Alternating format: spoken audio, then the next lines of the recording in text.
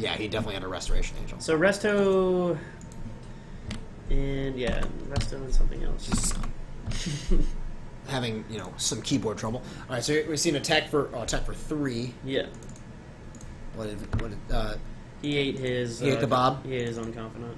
All right, going to 12. All right, this it's gonna be up to Vincent whether he wants to kill this Liliana now. I'm kind of for it, but yeah, I mean, let's see, he's got.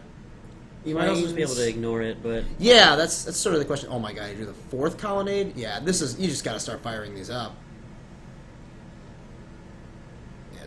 Not tapping leave out up the red, yeah. And I think that's what. Yeah, just go after the Liliana. I like it. Yep. I mean, Terminate is the one card that really gets you there, but it's not the biggest problem.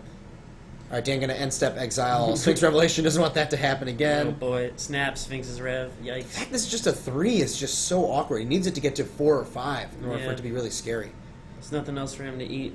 By the way, once again, Dan just doesn't have any manlands. Vincent has 4. Yeah. And Dan has none. That's not very fair. I'm almost wondering if he actually cut them for some crazy reason. I'd be shocked. Another Lily. That's not so bad. I think Vincent does have Mana Leak. I think he's just deciding if he wants to throw it out here just because it's not going to get better. I'd rather just discard it. Yeah. Yeah, and that's probably correct. Attack for 3. Puts Vincent to 14.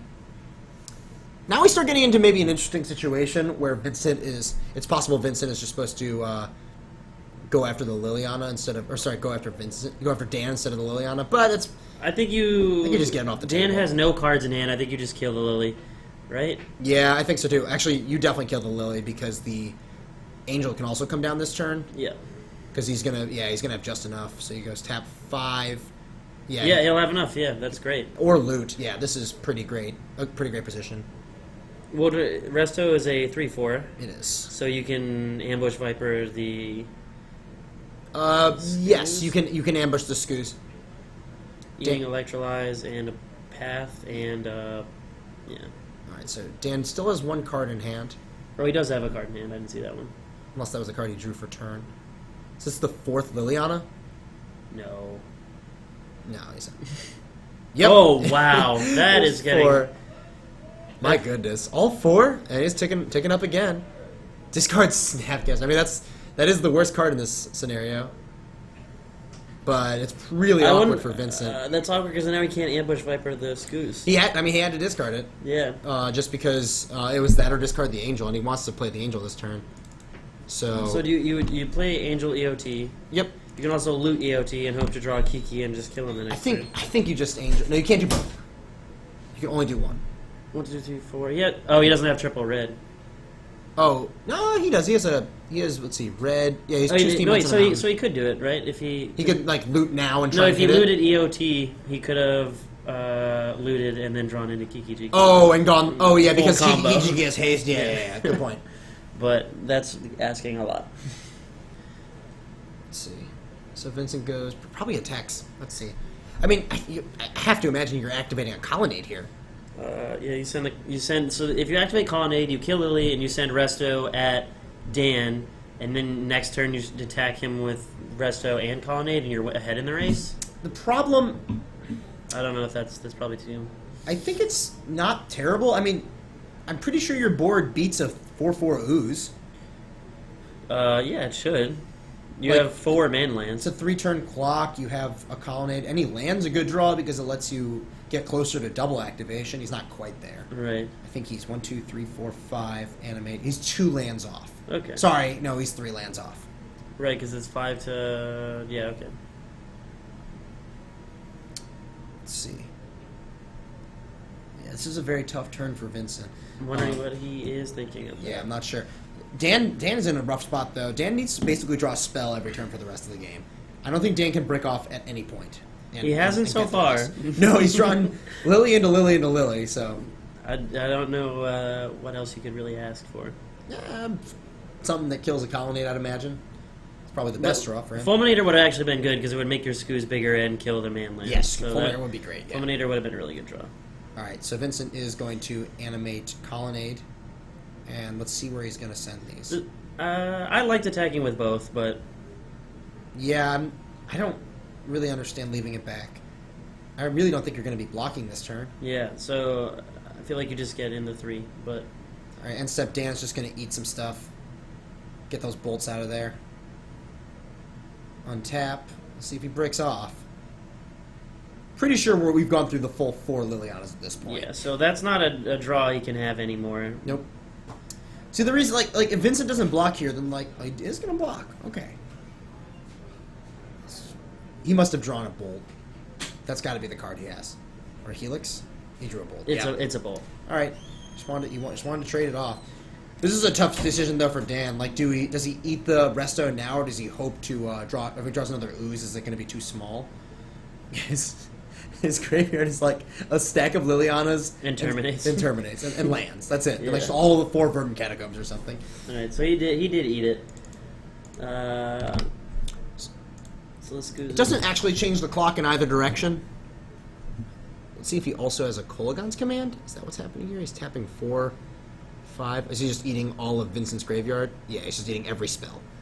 that honestly, go for it. That seems fine. I mean, there's no sorcery there, so it's not changing anything. Really, the card you want to eat is the Bolt. But you can't. But now Vincent's very far. Oh, he drew another Ghost Quarter 2, so Dan can't even draw a... Manland, isn't it? Yeah. It's very possible he was supposed to... I guess he's just trying to get to double activation. Mm-hmm. Yeah, I think you could have held the land. I think it's fine to just play it. I mean, he could loot it, so... No, that's the one motivation for not. Yeah.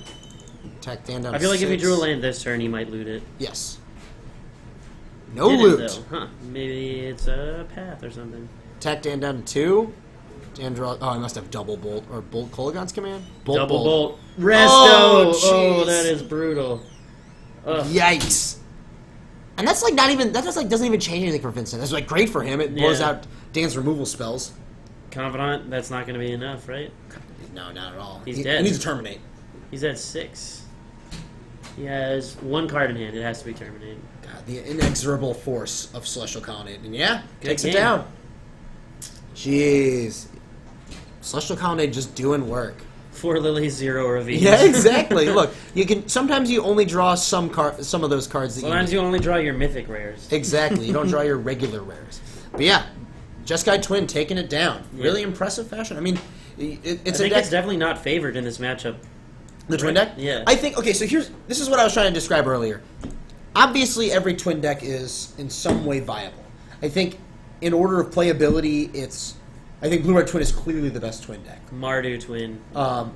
Village Bell Ringer. Mardu Twin. All right, we found the least playable Twin deck.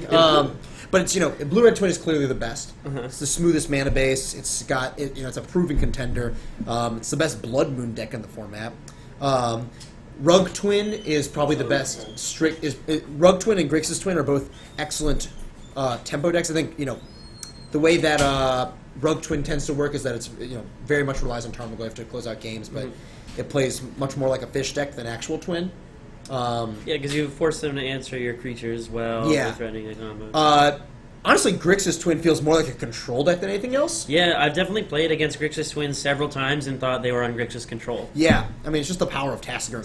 Someone did that to me, and I got there game 1, and I was like, all right, I don't need all these like goofy like combo like esque card or like combo prevention cards, and then he was just like, end of your turn, Deceiver Exarch, and I was like, no, it's like, oh no, not like this. But yeah, the way, and I think Jeskai Twin is similarly a more controlling deck in that sense. You have a card like Sphinx's Revelation, you have Path to Exile, you have which is a control card for the most part, and you have Restoration Angel. Restoration Angel is great because it's sort of your Goyf in the deck. It's your Tasigur. It's the card that lets you turn the corner. It's like the only, all these decks are Snapcaster Mage decks effectively. Right. Jeskai Twin is the least combo-y of the bunch by far. For sure, yeah. Like, you're very reliant on... You have... I think you still... I'd say your removal is just as good as... Like, you don't have Terminate, but you get Helix, which is an amazing card. You have Path as your unconditional removal spell, and you have the best Manland by far. Oh, yeah. In Celestial Colonnade. It's a different... It's a different deck. They're all completely viable. If I were to play in, like, a Grand Prix tomorrow, of those, it'd probably be between... Blue, Red, and Grixis. I think that's where most people probably fall at this point in time, unless There's some people who only play Rug Twin for some reason, so... Yeah, and Vincent's kind of like... I think Vincent sort of falls under that as well. He only really plays Celestial Colonnade. Yeah. Only plays Jeskai decks. Celestial Colonnade decks. Look, man, when Wild in the Cattle is good, Wall of Omens is good. And Wild in the Cattle is good right now. So I've heard. I saw a deck win with main deck Flint Hoof Boar. That won the 5K, I think, right? One of the recent 5... No, it won the Grand Prix. Open. It won the Grand Prix. Wait, was that? Are you sure it wasn't the Open? It won Porto... the Azu deck won Porto Alegre. Okay, I think the deck that won... It was a Modern Open, though, right? Oh, yeah. The Flint Hoof Boar deck won the Open. Yeah. What? Yeah, exactly. The last time... So when that deck broke out, Yeah. I decided... There's a PTQ that I was going to play in, and I decided that I was like... I had been playing Merfolk and Tron for the most part. Okay, Flint Hoof Boar was not in this thing. Okay, yeah, go to the one with Flint Hoof Boar in it. That one is it's a work of utter art. insanity. The Dallas one, yeah. SCG Modern Open Dallas 10. It's right under. No, it wasn't in that one, was it? Oh my god, it was. Yeah, dude, it it's won. main experiment 4 one. Burning Trio, sir. 4 Vexing Devil. And the only reason this won is because most people who play this deck would not play for Tarmogoyf. Exactly. Because they'd be like, $200 too much. But that guy was like, I can play Tarmogoyfs. Unreal. With my Flint Hoof Boars and experiment ones. Yeah. When will that card not evolve? All these cards are bigger than it. Flint Hoof Boar, man. Are you kidding me? The Vexing Devil is honestly the most vexing card in the deck. But it's so good with Experiment 1. It's like literally bonkers. It's just it is more often than not a bad burn spell. But you have so many cards you need to bolt in this deck. Oh man, could you imagine going turn 1 Flint Hoof Boar, turn 2 Burning Tree Emissary, Vexing Devil, Vexing Devil?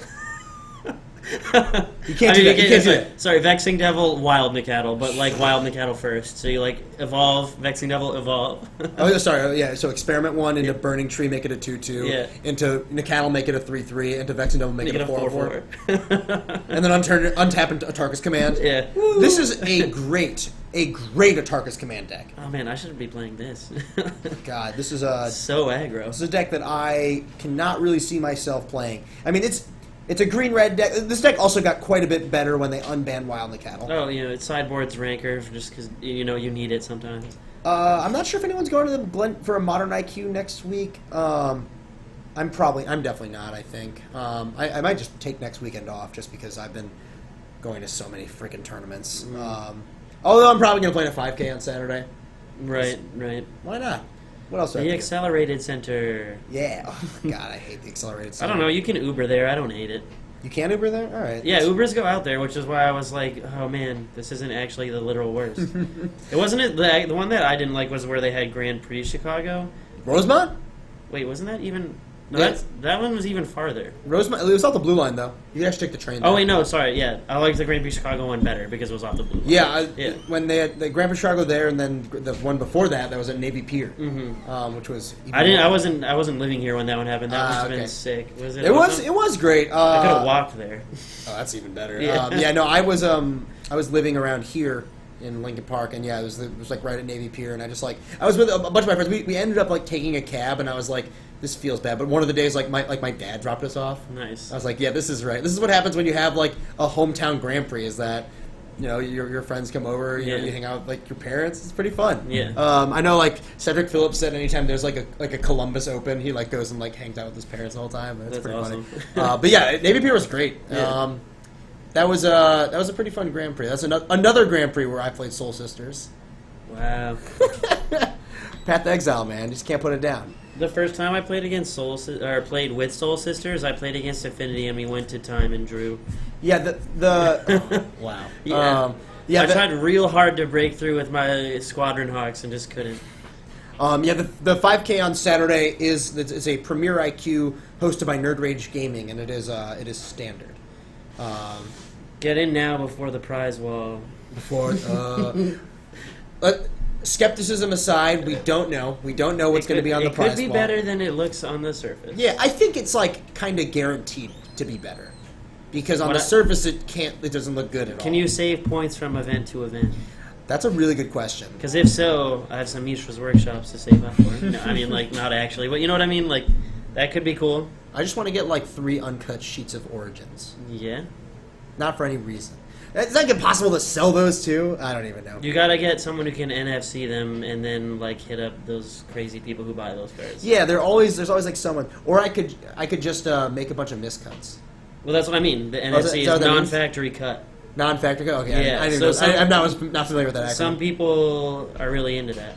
Someone I know has a playset of NFC foil Jace Vryn's Prodigies. So like they all say Jace Vryn's Prodigy on them. Yeah. So you can play it as that card, but some of them have the picture of Jace and the rules text of Gideon, and some of them have the picture of Gideon and like the rules text of Jace. Oh but it says God. selling them for $600 for the playset, and I'm like, that almost seems like worth it because it's bound to be worth more than that at some point. And like, how much is a playset of foiled Jace Vryn's Prodigies? Like close to $600, right? Probably really expensive. Yeah, that's what I played with at the Grand Prix. Yeah. They didn't get me into day 2. No, darn it. Unfortunately, I lost playing for day 2. Mm-hmm. I like to be consistent. Yeah. My favorite thing in the world, Yeah. losing playing for day 2. Are there Raging Ravines in your deck? Yeah. Are you sure? Where were they? Just not there. Yeah. F4. And you do have 4 lilies that you saw all of it though. All right, we've asked Dan Dwan. He does have Raging Ravine. He did not cut them. Didn't cut them for the second playset of lilies. Yeah, apparently not. Although I have a fun story about that. Yeah. So in a Legacy Open that Eric Rill was playing in, Already a good start. Yeah, a friend of mine gave him the deck, and he's like, "Hey, you need 4 stifles." Mm-hmm. And he's like, "What?" It's like, I don't own cards. That's why I borrowed this. He's like, "Yeah, you need to get 4 stifles." Yeah. So he goes and he buys 4 stifles. He's just like, "Great, this sinks." Yeah, maybe he like borrowed some, adds them to his deck, and he's playing against I think a Delver deck. Uh-oh. And this is like maybe like round 2. Mm-hmm. And he's like, he's like, I need to find a bolt. It's so annoying. He's like brainstorming and like, can't find a bolt. Not working, brainstorming. And then he like stifles like a fetch land or something. And his opponent's like, man, that's a lot of stifles. That's the 5th stifle. Oh my god. Looks in the graveyard. Yeah.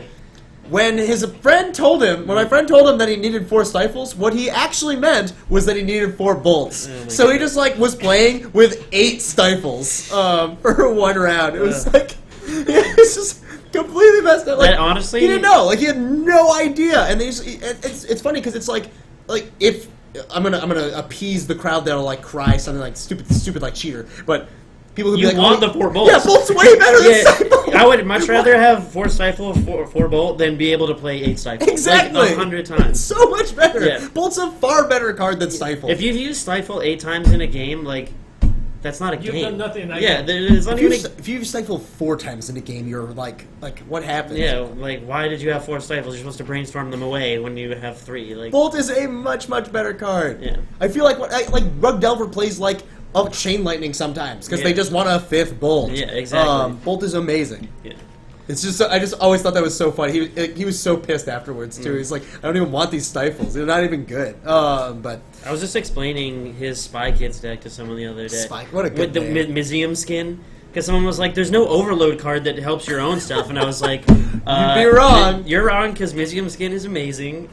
Look, stay out of here, Golgari Charm. That's Yeah. all I gotta say. People are like Yeah. people are like Electrickery. He said he definitely Museum skinned an Abrupt Decay at least once. Oh yeah, He won that whole. I can't believe he won that tournament. yeah. He beat like Sneak and Show in the finals or something. He beat right? Wayne Tam. Yeah. Wayne Tam, another Chicago native. Already did. Yeah. yeah. I remember watching that. So that tournament was Milwaukee 2013 or 14. Wow, Legacy Open? It was a Legacy Open. He's won 5 Opens. He is a very good player.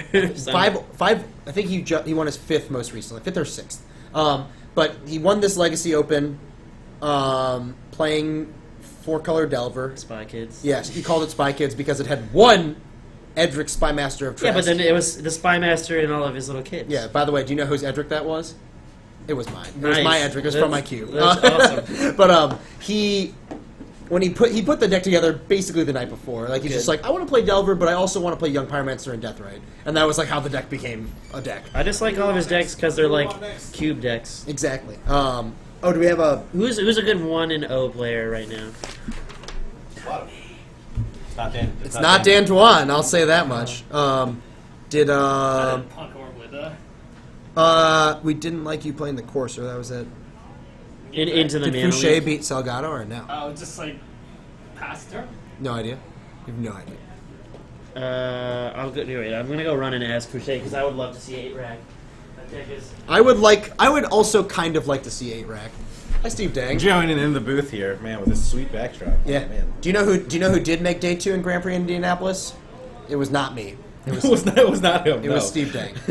But your day 2 did not go great. It did not. It started off pretty rough, man. Windmade rocks are hard to beat, especially when they cast it twice. You know, this is why. Okay, so I will say this is my one moment of gloating I'll take right here.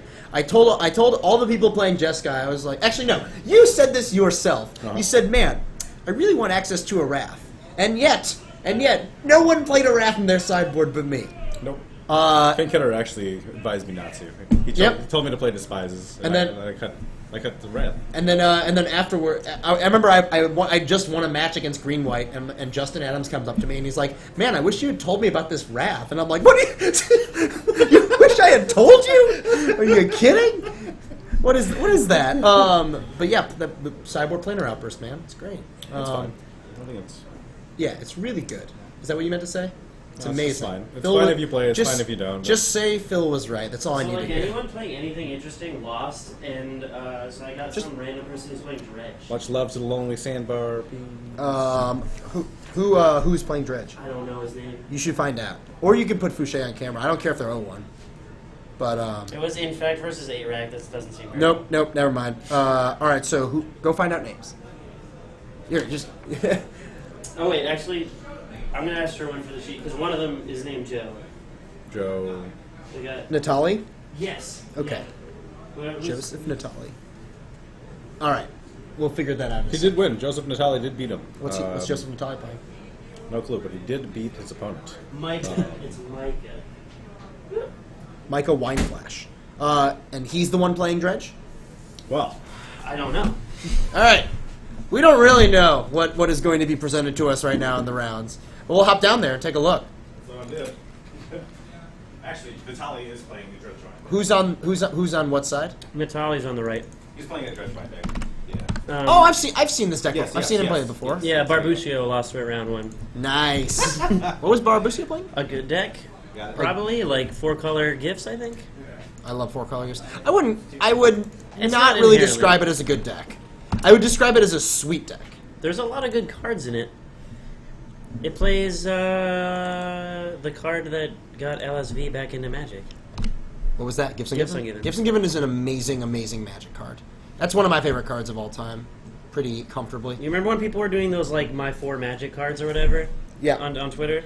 So Gifts was in one of LSVs, and then the other one was like Reverse the Sands. Because it was like the card that got him his like first GP or his first Pro Tour draft sweep or whatever. I don't know. Yes. So Mike is on the left. Is that what you're saying? Yes. Is that a Wiltleaf Liege? Must be. I think he's playing Wiltleaf Abzan. Oh, awesome! I love that deck. And we're mulliganing. He's playing the Abzan deck to beat all Abzan decks. Yeah, it's true. It is quite favored in the mirror. That was Jacob Wilson's tech for the Pro Tour, right? When he played it. A while back. Yeah. It was the one before the last one, or was it the last one? I think it was. Oh, it was the last Was one because it? it was when Siege Rhino blew up. Yes, it was. Dang, there hasn't been a modern Pro Tour in a while. No. What's the next one? Good. I like watching more powerful formats. I like watching it, but I will say I think a lot of people have a point when they say that modern's not a great Pro Tour Okay, so format. one exception would be if, like the last one, half the pro teams show up with Burn, the other half show up with Infect. Like, I do not want to watch that. Wilt Leaf Lead? It's Wilt. Let's just pull. I don't know why I decided to spell it like Leif Erikson. Happy Leaf Erikson Day. Mika Wineflash is playing Wilt Leaf Leech. Oh my god, why do I... He's just playing the Wilt Leaf Liege deck. Yeah, so it's got a lot of Vesuvian Doppelgangers. It's like 4 Wilt Leaf Liege, 4 Loxodon Smiter, 4 Dodecapod. It's just like the anti-gen deck. Mm-hmm. Oh, Wrenchmine targeting me? Great. Got him! 2 cards, you say. Any of these two? Any of these? I can pick any 2 of them? As is often the case, as I assign things for the stream, I am going to break this mouse into several pieces. So he's got land, Leon and Relic, Leon and Arbiter, Path, land, land. Seems like a pretty Leon good. and Arbiter. Yeah. Oh, he must be playing like. Is he playing? I think he's playing mono white. It's probably Death and Taxes, yeah. Like the thing where wow. they play Land and Arbiter, and you're like, what does that do? And then they ghost core you, and you're like, oh my god, Oh, no. that's what it does. That's just so I would call this green white. Just call it Hate Bears, I guess. or- Yeah. I think that's a green white hate bears. That's exactly what. Yeah, this is a different deck. That makes sense. That's exactly what's going on. Looks like we're gonna see the Grave Crawler.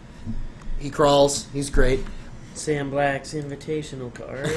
That or Doom Traveler, right? It could be Doom Traveler, or it could also be like Blasphemous Act, or like a million different things. Goblin Bombardment. Yeah, there's just that dude is awesome. Card that is kind of innocuous. That's really great in this deck. Gurmag Angler. Dredgevine, yeah. Gurmag Angler is extremely impressive in this Dredgevine deck. Like the fact that it is a zombie, that lets you get back your guys. The fact that it's usually 1 mana, and the fact that it's a good card. Like this deck often has trouble, I think, because it has inherently weak cards that you have to play to go along with your like, playing a lot of like synergistic cards. Yeah. But The synergy is really strong, but the pieces by themselves are weak. Yeah. They need to hold each other up. like you have a 2 mana 2/1. It's a fine card, but it's not very powerful. Pair it with a Carrion Feeder, and you just broke the game open. Yeah, or- But you can't do that here, obviously. Unfortunately, not. So if I were Joseph, I would fetch in response. Yeah, don't. Do you let it resolve? Oh Uh-oh. Don't fetch. No, he forgot to fetch. Oh, he must have a removal spell. Oh, it's Lightning Axe. discard a Ghost Quarter. Ghost. I was hoping he was going to discard a. Golgari Grave Troll. Yeah. Yeah, me too. Really get him there. Get that lightning axe out. Get that bear out of here. Let me go to 18. That's a cat cleric, I believe. I'm gonna have to agree with that. I'm pretty sure it is also a cat cleric. Yep. Nice. Players can't Surge Slappers. He forgot to draw? I can't really correct that. 1, 2, 3, 4, 5, 6. I think he mulliganed to 5. He mulliganed to 5. Yeah. I'm pretty sure. Well, no, he still would be down a card then. Uh, Yep, doesn't look like he remembered to draw. Can't confirm, but he may have 1, forgotten 2, to 3, draw. 4, 5. He has only 6 cards here. He I may think have he forgotten. missed a draw. He may have forgotten to draw, which would be unfortunate, but we'll make sure that doesn't happen again. This is something that I'm not going to go fix. Yeah, if it happens again, we'll probably be too late to fix it, but we can remind him that he missed it, and he probably won't miss it again. Yep. Well, that's all right. All right. Awesome. The Lotleth Troll coming down. All right, Micah draws for turn. Looks like he has Smiter. Smiter's a pretty good blocker here, at least. He's got Ghost Quarter, he's got Path, he's got a Temple Garden. So he's a little light on gas at the moment. 2 lands, 2 spells. The Path, at least, will be able to deal with the Lotleth Troll. Oh man, he had it all set up too. He had Relic Warder into, or Arbiter into Ghost Quarter. And Path. And Path. Yeah. So that would have been, this turn could have been really bad if Joseph didn't have the Lightning Axe. Micah taking a pretty conservative route here. He could have played the Smiter, but he's going to take some time and probably just Path this turn. Yeah, he'll Path the Lotleth Troll immediately. Troll's a really good card in the Dredgevine deck in general. Just enables all your goofy stuff that you're doing with the graveyard, and honestly is a surprisingly hard thing to kill. Although, fun fact, Terminate says can't be regenerated, and that's a thing a lot of people had to relearn after watching this deck in action. Oh yeah.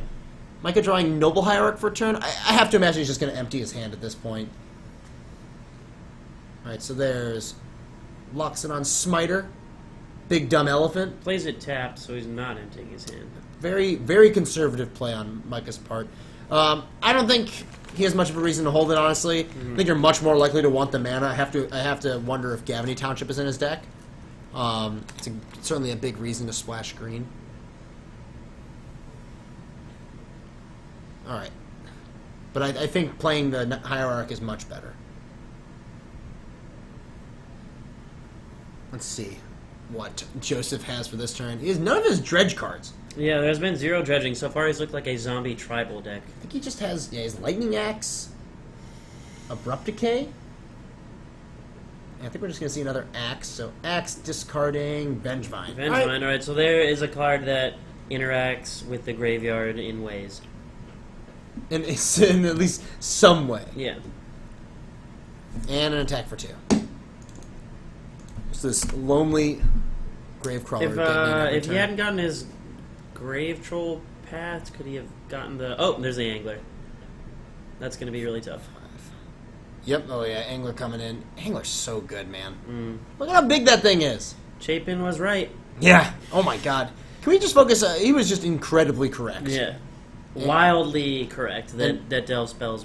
When he there's like a feature match of Sifka playing tokens versus Paul Cheon, and like every couple minutes you hear Bueller being like, "So in our back table, Patrick Chapin just protected his Tassiger by casting a Stubborn." Yeah.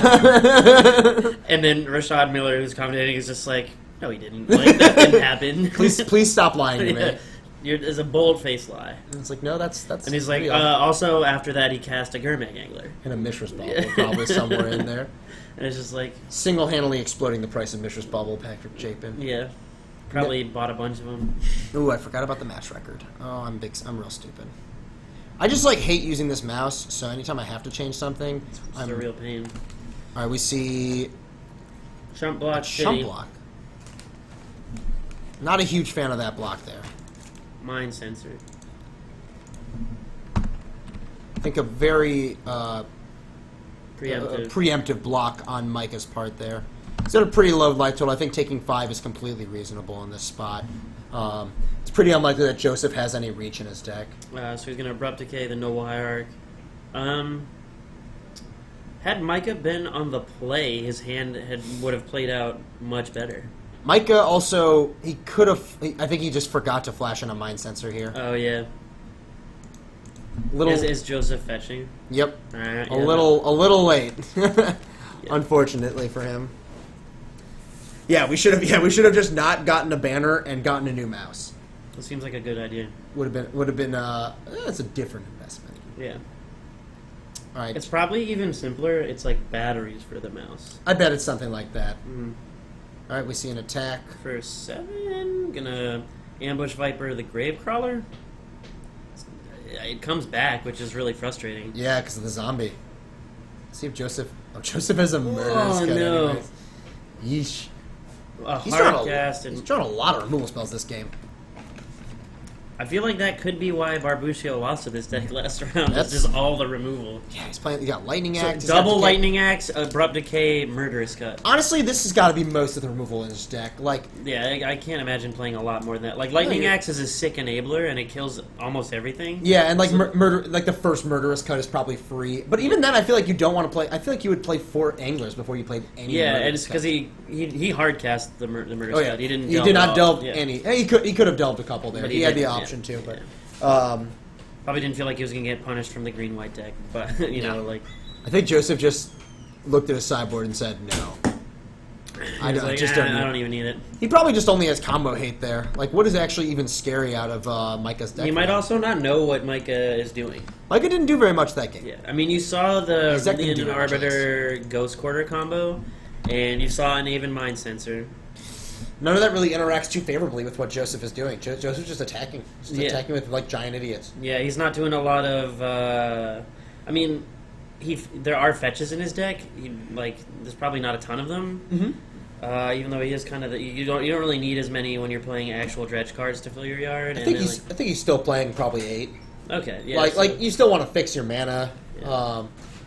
And, like, you know, as we said, you know, fuel some delve, but... But yeah, it's not like a blue deck where Exactly. like Leonin Arbiter is like actually It's just painful. very frustrating to play against. Yeah. Yeah, I don't think Joseph sideboarded a single card. Yeah. We'll see what Micah decides to do. He looks like he's in the middle of sideboard. He probably has something like Celestial Purge. He had maybe some removal spells. he had Burrington Forge Tender. Do you bring that in if you saw all those lightning axes or not? Personally, I would not. Looks like he brought in Core Firewalker. That's what it looked like, right? Not a card I think you should be sideboarding in here. Against the dredge deck. No, yeah. I mean, like, the prop... Like, okay, so, positive. Doesn't get Lightning Axed. Doesn't get, fights well on that axis. But it just doesn't block any of the creatures. If it's your only creature in play, you blank their lightning axes. Yes, exactly. But it's just the problem is it doesn't block very profitably. Like, all of Joseph's creatures are just too big. Like, you know, Vengevine and Gurmag Angler and even like Gravecrawler just makes it Mirroring embarrassing. Crusader. Mirran Crusader is probably one of the hardest cards for Joe to beat. Although, again, Lightning Axe just being Gotta get the amazing. War and Peace on there. Yeah, exactly. Feast and Family? No. War and Peace makes it only being able to. You can only hit it with blue. You can only Cryptic it. Yeah, that is it. You can chump block it with a Vendilion click. Ooh. All right, Michael looking at his 7. All right, we've got some lands. We got some spells. I think there's Mirror Crusaders. I saw them. I think I saw 2. Oh come on, Yep. you gotta keep it. But he only has. Oh man, I hope he draws another white mana. I think Micah's deck might be a bit of a budget brew. I saw a couple forests in his hand, and I have to imagine that you don't really want to play multiple forests in your deck. Like I think At max, you probably want 2. I'd say 2 is like going really far. 1 is probably the most you want to play. Like you probably want the fast land, right? Yeah, I think. Oh, Razorverse Sticky, you definitely want 4 of. Yes. In this style of deck.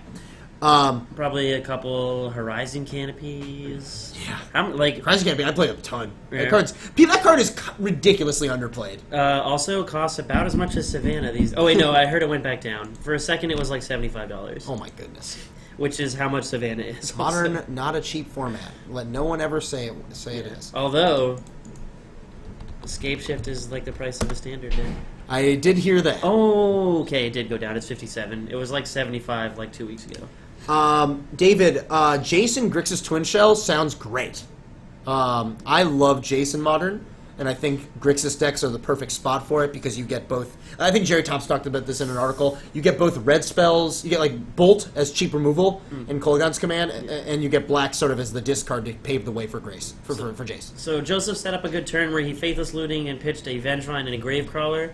If Joseph has something like another Gravecrawler in his hand, he can go Gravecrawler, Vengevine. Yeah, that'd be pretty awesome. So you just, I mean, that's not even too unrealistic of a situation. You see Thalia here not being great, like, Joseph plays a lot of creature spells. Mm-hmm. There's a Satyr Wayfinder in his hand. He's got some lands. I love that this deck plays Satyr Wayfinder.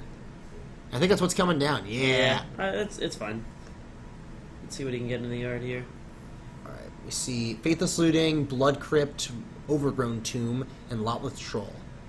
Probably a second green source coming into the hand. It's probably better than second red. He's got a lot of lands in his hand. Did he just say no? He said, I want none of them?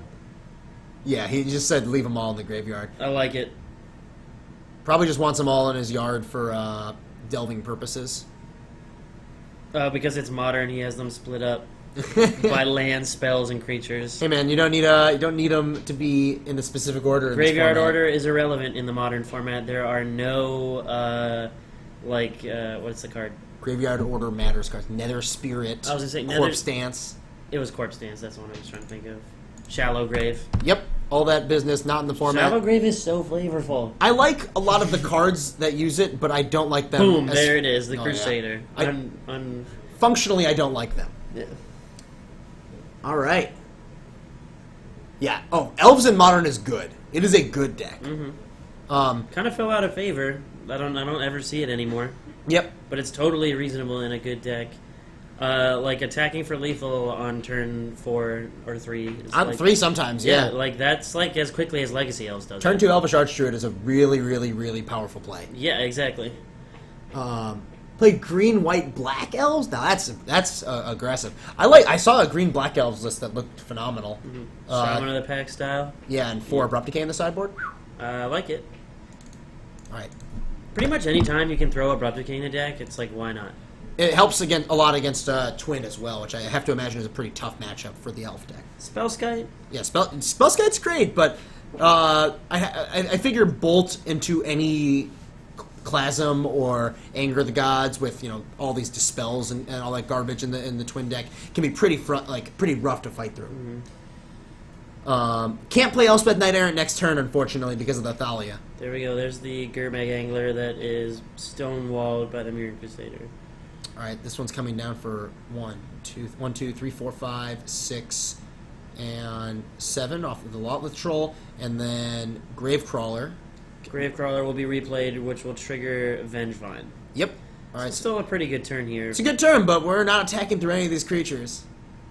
Yep, there's the Vengevine coming in, and you cannot attack with Mirror Crusader just laughing at all of them. God, Mirror Crusader's a house. Mm-hmm. I think Joseph just thinking if he can get away with any sort of attacks here. I mean, he can get him 1 damage. But yeah, he's just gonna pass back. Not, I think not the really second worth it. Mirror Crusader are going to be real brutal. Oh my goodness, second Mirror Crusader. That's just Then rude. you need to slap an equipment on there so you can start attacking. Jam a Wiltleaf Liege. Whitliff Liege would be really good too. He could even go Kasali Pride Mage and hold up Path. Yeah, I'm surprised he still has Kasali Prime Mages, I guess. I don't know what those really hit. I think they're just. I mean, like it's just like a fine card to have access to. Yeah, the Exalted trigger can be Yeah, relevant. you can always leave it in, but like you could leave it out, or you can always board it out, or you could just leave it in. It doesn't really hurt you too much. I think that's what we're going to see. Oh no, we got Leonin Arbiter coming in. Interesting. Oh, he could Path now, and just make him not get a land. I don't hate that. Yeah, I really like that. Path the Angler? Or, Probably the Angler. I think Angler's scarier than Vengevine, uh, but he is going to go after Vengevine. okay. Don't search. Don't search. Don't search. Don't search. Don't. Okay. Okay, he stop. caught it. He caught it. Yes. Do not search. Put your deck down. Yeah. Just put it down. All right. Phew. All right, that was close. Yeah. We almost had to run out Yeah. there. We're good. Don't know what the fix there would be. Probably just like, It would be. shuffle your deck. It'd be shuffle your library. Yeah, it's still random because he doesn't know any of the top cards. Coming in for 4 spot. 4, putting him to 10. Actually, yeah, Gosali is really good in this situation with The Exalted. the Exalted because you just put him. I mean, it's the same. No, actually, it would speed it up a turn, right? Because it's 4. If he had played it this turn, It would be the same. no. Because it would Yes, be, you're right. You're right. You're right. because it would be 6. So he was at Yes. 14. It would be the same, but if he plays it next turn, it cuts. It's 2 turns. If he had, it would be relevant if he had a like a Wiltleaf Legion hand or something like that, Right. which would make him be able to attack for 8 next turn. Correct. Like if instead of second Crusader he had a Wiltleaf Liege, Mm-hmm. then it would have been. I think it would have been correct to go Pride Mage this turn, attack for 6, but you'd 8, Yeah. untap, Wiltleaf 8, you kill you. Yeah, exactly. Can you stifle a Wiltleaf Liege coming into playoff discard? No. It is a replacement effect. Mm-hmm. It is not a trigger. It says if. Yes. It is very rude, honestly. This is round 2. Both these players are 1-0 at the moment. Alright, so we see a looting for... Wait, did he flash it back? Yeah. Oh, he had to pay life to do that. Sorry, I'm gonna...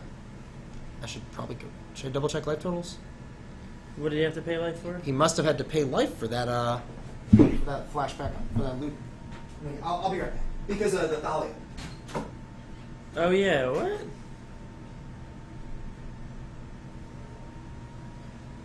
This is round 2, Sinacious. Round 1 we had UWR Twin versus Jund.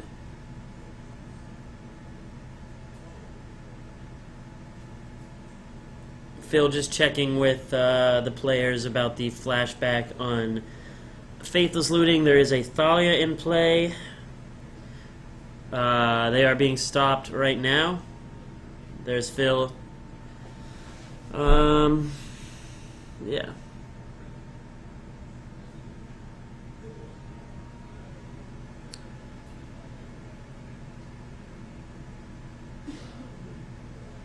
I think just double checking. Maybe we might have to send a judge over to their table, get them to resolve this. It is regular Ariel here tonight.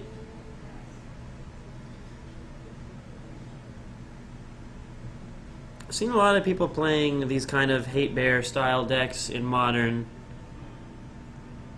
Not really sure how well they perform. I haven't seen them perform at any larger events, and I've never seen anyone play any at a larger event, but I see there's always a couple guys here who like to play them. I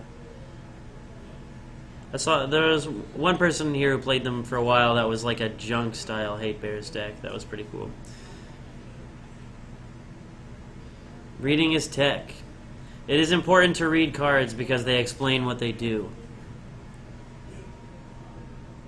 Barring certain cards, reading them explains how they work.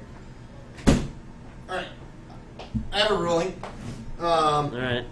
So, because I didn't notice this, and I'm sure you didn't notice either, we can't really confirm if the Overgrown Tomb was in Joseph's hand before he cast Faithless Looting. Then we can't really say, okay, you paid 2 life for that Overgrown Tomb and paid for the looting for the extra mana. So I think we're just gonna go with.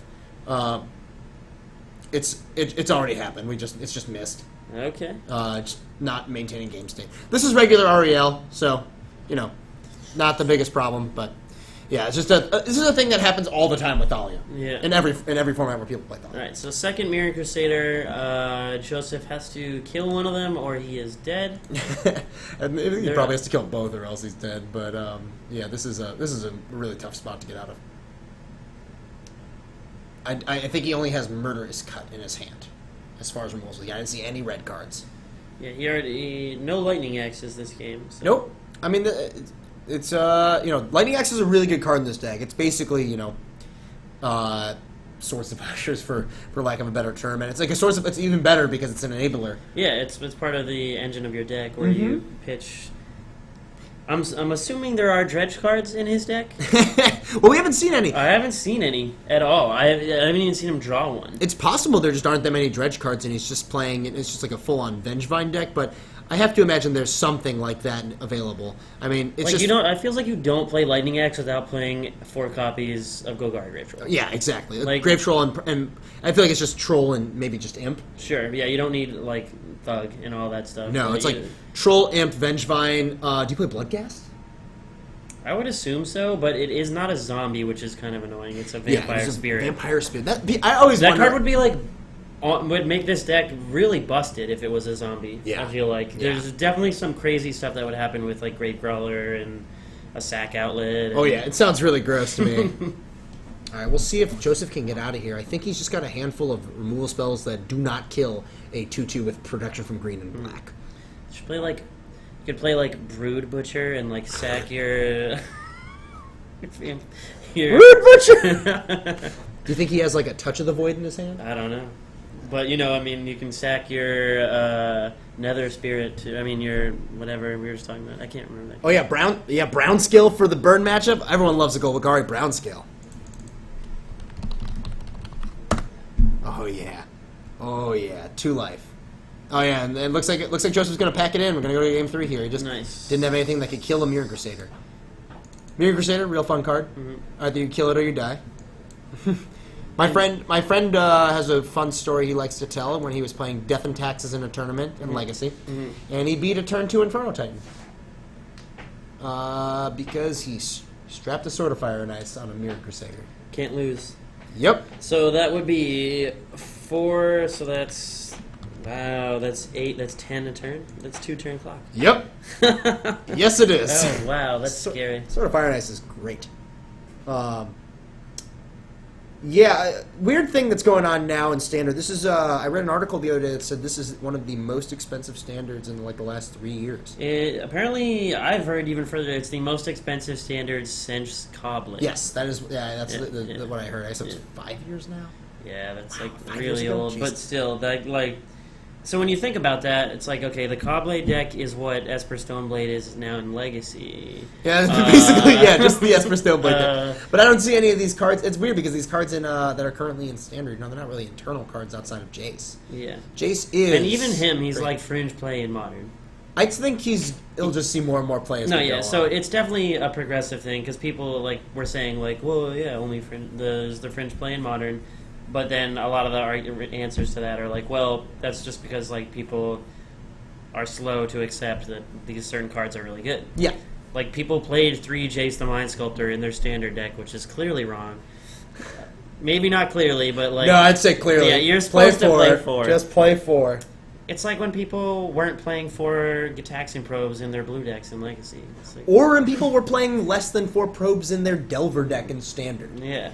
It's it's a free card. Yuya broke the format Yeah. when he built because people were playing 20, 21 lands, and then Yuya's no, 18. 18, 4 probes. 18 4 probes, and you're wait, is that? Oh, that's just perfect. This will become the shell for our tempo decks in Legacy. Exactly. David Gleischer told me that one of his... he told me about a game he played in Standard Delver where he dealt 16 damage to himself. All right. And I'm like, did you win? He's like, of course. That was far ahead the I whole cast game. all those spells. Yeah. All right. Both players looking at their hands. Micah's hand looks a little bit slow. I don't see a Vryn Crusader. Wingmare. Oh, he does have a turn 1 Noble Hierarch, so actually, no, this hand's pretty good. Yeah, he's got the Arbiter and a Vryn Wingmare, which Wingmare seems not great. Wingmare seems a little underwhelming in this matchup. There just aren't that many spells in Joseph's deck. He drew a lot of them in game 1, but I think that was more of an anomaly. Yeah. Alright, turn 1, Noble Hierarch pass. We'll see if Joseph has the Lightning Axe. I wonder if he would just fire it off here. If you have, like, No, a card that you want to, like, get in the graveyard immediately, I can see doing it, but he's just going to get an Overgrown Tomb tapped. Off of a Verdant Catacombs? Bloodstained Mire. The real thing with what really pushed the standard into so expensive was really the battle lands, because Battle for Zendikar made all these other cards way more expensive than they were, like the fetch lands. Some of the non-blue fetches from Dragons cost more than Steam Vents. Yes, That's ridiculous. it is ridiculous. Grizzly Salvage. Nice. I love Grizzly Salvage. Yeah, I played a lot of this card when it was in Standard. I didn't play any of it, and it was probably a mistake. So I played a lot of it with Nightcrawler and Nemesis of Mortals. Oh my goodness. That deck was awesome. You know what I'm talking about? Oh, Night Howler. Night Howler, sorry. Night Howler and Nemesis of Mortals. We found it. There's the Golgari Grave Troll. It exists. Alright, and we're picking up a Lotleth Troll off this Grizzly Salvage. I definitely tried to spell Grizzly Salvage like Grizzly Bear. I was wrong. No, it is Gristly. Grizzly Salvage. Grizzly Salvage is it's obviously a standard staple, but it's just a really powerful card. Yeah. Alright, 3-drop coming in from Micah. Let's see what we got here. Is it Wingmare? It is Wingmare. Okay. Pony Princess. Get in there. Still dies to dread of Night Sucker. Hey! Oh, it feels so good. Thank God we don't have rude sideboard cards like that in this format. Yeah. We just have Stony Silence and Blood Moon. Yeah, just... And Ensnaring Bridge. Oh, boy. Are we seeing a He's Dredge dredging 6? six. 2, 3, 4, 5, Smallpox. 6. Oh, he has Smallpox in his deck. That's interesting. That's a sweet one. I like Smallpox. It's pretty good with, like, Gravecrawler and stuff like that. That really makes me think that Bloodghast is in his deck. I would hope so. Alright. Last 3 standards felt so bad. This standard format is actually excellent, and I highly recommend anyone, if you haven't played it, to try it. I've really, really enjoyed it. And I'm not just saying that because for any particular reason. I played it. I had a great time with it. It's been really fun. All right, here we go. This is what this deck is So good at. Lotleth Troll pitching the Vengevine, going to cast the Gravecrawler, getting back. Isn't there another Vengevine in there? Maybe not. I think there's only one Okay. right now. Yeah, because he didn't flip one for the first Still, time. that's pretty strong here. He's attacking with a 4/3 haste. Not bad, and he's got the Regenerator. Well, not really Regenerator right now, but he's got a creature that can brawl with almost any of Micah's creatures. It's also one of the few creatures that's not terrible against Mirren Crusader, just because it can get so big. All right, 4-spot coming at Micah. Go to 16. All right, we'll see what what Micah can put together here. He's got Ghost Quarter. He could just strip mine him here. Yeah, I like that. You play the Arbiter and then you Ghost Quarter him. Let's see, combat. So combat is going to attack for 3. I like it. Seems good and keep it at parity-ish. Puts you at sort of you are racing in this instance. He's got another Wingmare. Let's see. I think he's just gonna strip mine him. Yeah, just Arbiter. Hit your Overgrown Tomb probably. Yeah, I think you definitely hit Overgrown better Tomb. than the basics at this point. Yeah, Yeah. and you don't search. Doesn't have 2 mana to pay. Nope. No, nope, no, no, nope, no, no, no, don't. No. Okay. Yeah, I'm glad. So he's clearly a fan of this deck because he remembers every time that he's like, no, this is actually just strip mine. Yeah, this is why you play the deck is to Yeah. do that. So he's going to pitch this. On his upkeep, Yeah, and and then then dredge 6. looking for more Vengevines and Gravecrawlers and the like. Both, really, ideally. All right, we see one Gravecrawler, Ooh, that's one good. Vengevine, Oh, man. another Troll. If he has a creature in his hand, he gets to buy back a second Vengevine here, and it's going to be really tough for Micah to keep up. Yeah, he's got... Oh, He has a land, nope. too. No, he's got It's it. a fetch land. What? It's a fetch land. Oh, shoot. That doesn't... It is a fetch land? Yeah, it's a Oh, Wooded Wooded Foothills. Oh, bummer. All right. Very Death and Taxes-esque squeezing out these tiny advantages. Yeah, exactly. I mean, you just like, you got to fight through this business. These advantages so minuscule, can you even call them advantages? It's hard to say. I think most people would just say, no, you cannot. Yeah, they'd be like, no, you're just like playing on an even field at this point because of that. But Hidden advantage, though, being able to try and hit more Gravecrawlers here, and also just, there's another Gravecrawler, and a land that actually taps for mana, I should say, yeah, in the Overgrown Tomb. so I think I just wait. No, he just plays the Gravecrawler now and gets back Vengevine. Oh, right, that's the second. Yeah, wow. That's Well, good sequencing by Joseph here. yeah, so he's going to take 2 and go to 14, but then he's going to play this and get... Right, he played the... That Wayfinder was really good. Oh, yeah, he needed to find a land that tapped for black mana Nice. immediately. And he found it, and these Vengevines are going to get in, this Gravecrawler is going to get in. Everyone's coming Yeah, in. the squad. So this And Micah is does not have good 4, 5, 6. This is an attack for 14. Wow. Jeez. You always forget how good Vengevine is. I just wish I could play a Vengevine deck in Legacy somehow, but it's just not possible. Yeah, Micah's just got to throw 2 creatures under the bus. And yeah, this troll gets even bigger, just discarding that troll, the Grave Troll. So he's taking 5? He's taking 7. Oh, whoa. He's blocking both the Vengevines. Oh, okay. Yikes. Oh, excuse me, 7. 29. This is not... all of us... That Satyr Wayfinder just ended the game pretty much. More or less. I don't think Micah can get back from this. Even if he goes like Mirror Crusader for like 3 straight turns. His hand is a bunch can't of play land. these. Oh, so he's got an Arbiter and a Vryn Wingmare. He can play not both, but one or the other. Yeah, this is this sort of the problem with Wingmare in this matchup. It's just doesn't provide enough of a clock and doesn't really disrupt Joseph. It's impressive in a lot of other matchups, but here the body's just nothing. That's why Mirror Crusader is so impressive, is because even though it's a 2/2, it just stonewalls every Vengevine in Joseph's deck. Makes it so that he has to fight through with either going, playing a lot of creatures so that Micah can't block very well, or from trample damage from Lotlet Troll. So 1, 2. What is that? That That was Grizzly promo Salvage. Grizzly Salvage. What was Finding- that? Finding is that a small? Is that a? I actually have no idea what that is. I can't. I almost said Phantasmagorium, but it's definitely not that. I know that art. Yeah, that art is crazy. What is that card?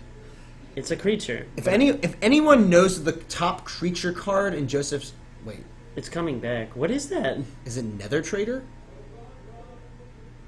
Oh my god, I have 0 idea. What? It's got haste too. I have What is no that? clue what it is, and Joseph gets the game. That's the match too. What is that? I have no idea what I'm gonna that see if we is. can get someone else's game, but I'm Okay. gonna ask him what that is. Please do. All right.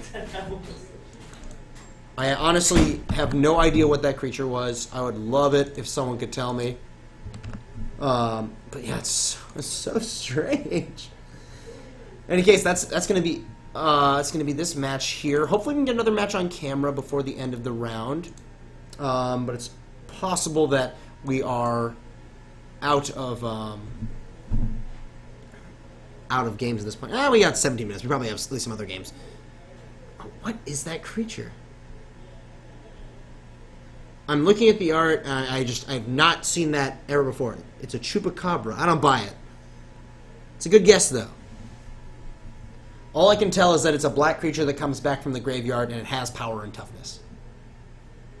Impossible for me to limit that any further. No way. How did you do that? How did you know that? Dregscape Zombie. This is what. So, I was not playing. I wasn't playing Magic when Shards of Alara came out. So this is a hole in my card knowledge. I don't know the Lorwyn and Alara block. I know very, very few. Yeah, it's not Rotting Rats. It's Rotting Rats is a card I recognize. Which is actually the card I would have expected. I guess this is just the cheaper one. But I don't know a ton of cards from Alara block and Lorwyn block since I was not playing competitively at the time. Came back right when right before Zendikar came out. Magic 2010.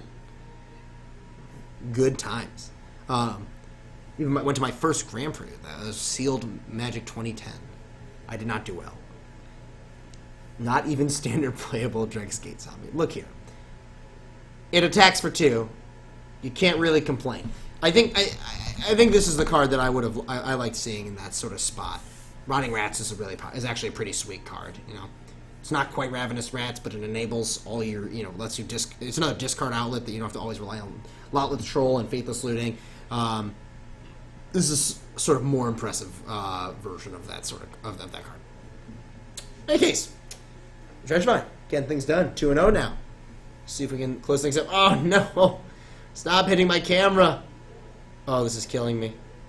Yeah, it looks like Micah did Cyborg Alkaline Privilege. I didn't want to interrupt anyone because everyone looks really intense, but I got one group to say if they do go to a game 3, they'll go on camera. Okay. But everyone was like hands in, like they're just way too focused, like head in hands, like oh my god. Oh yeah, it was. We figured it out, by the way.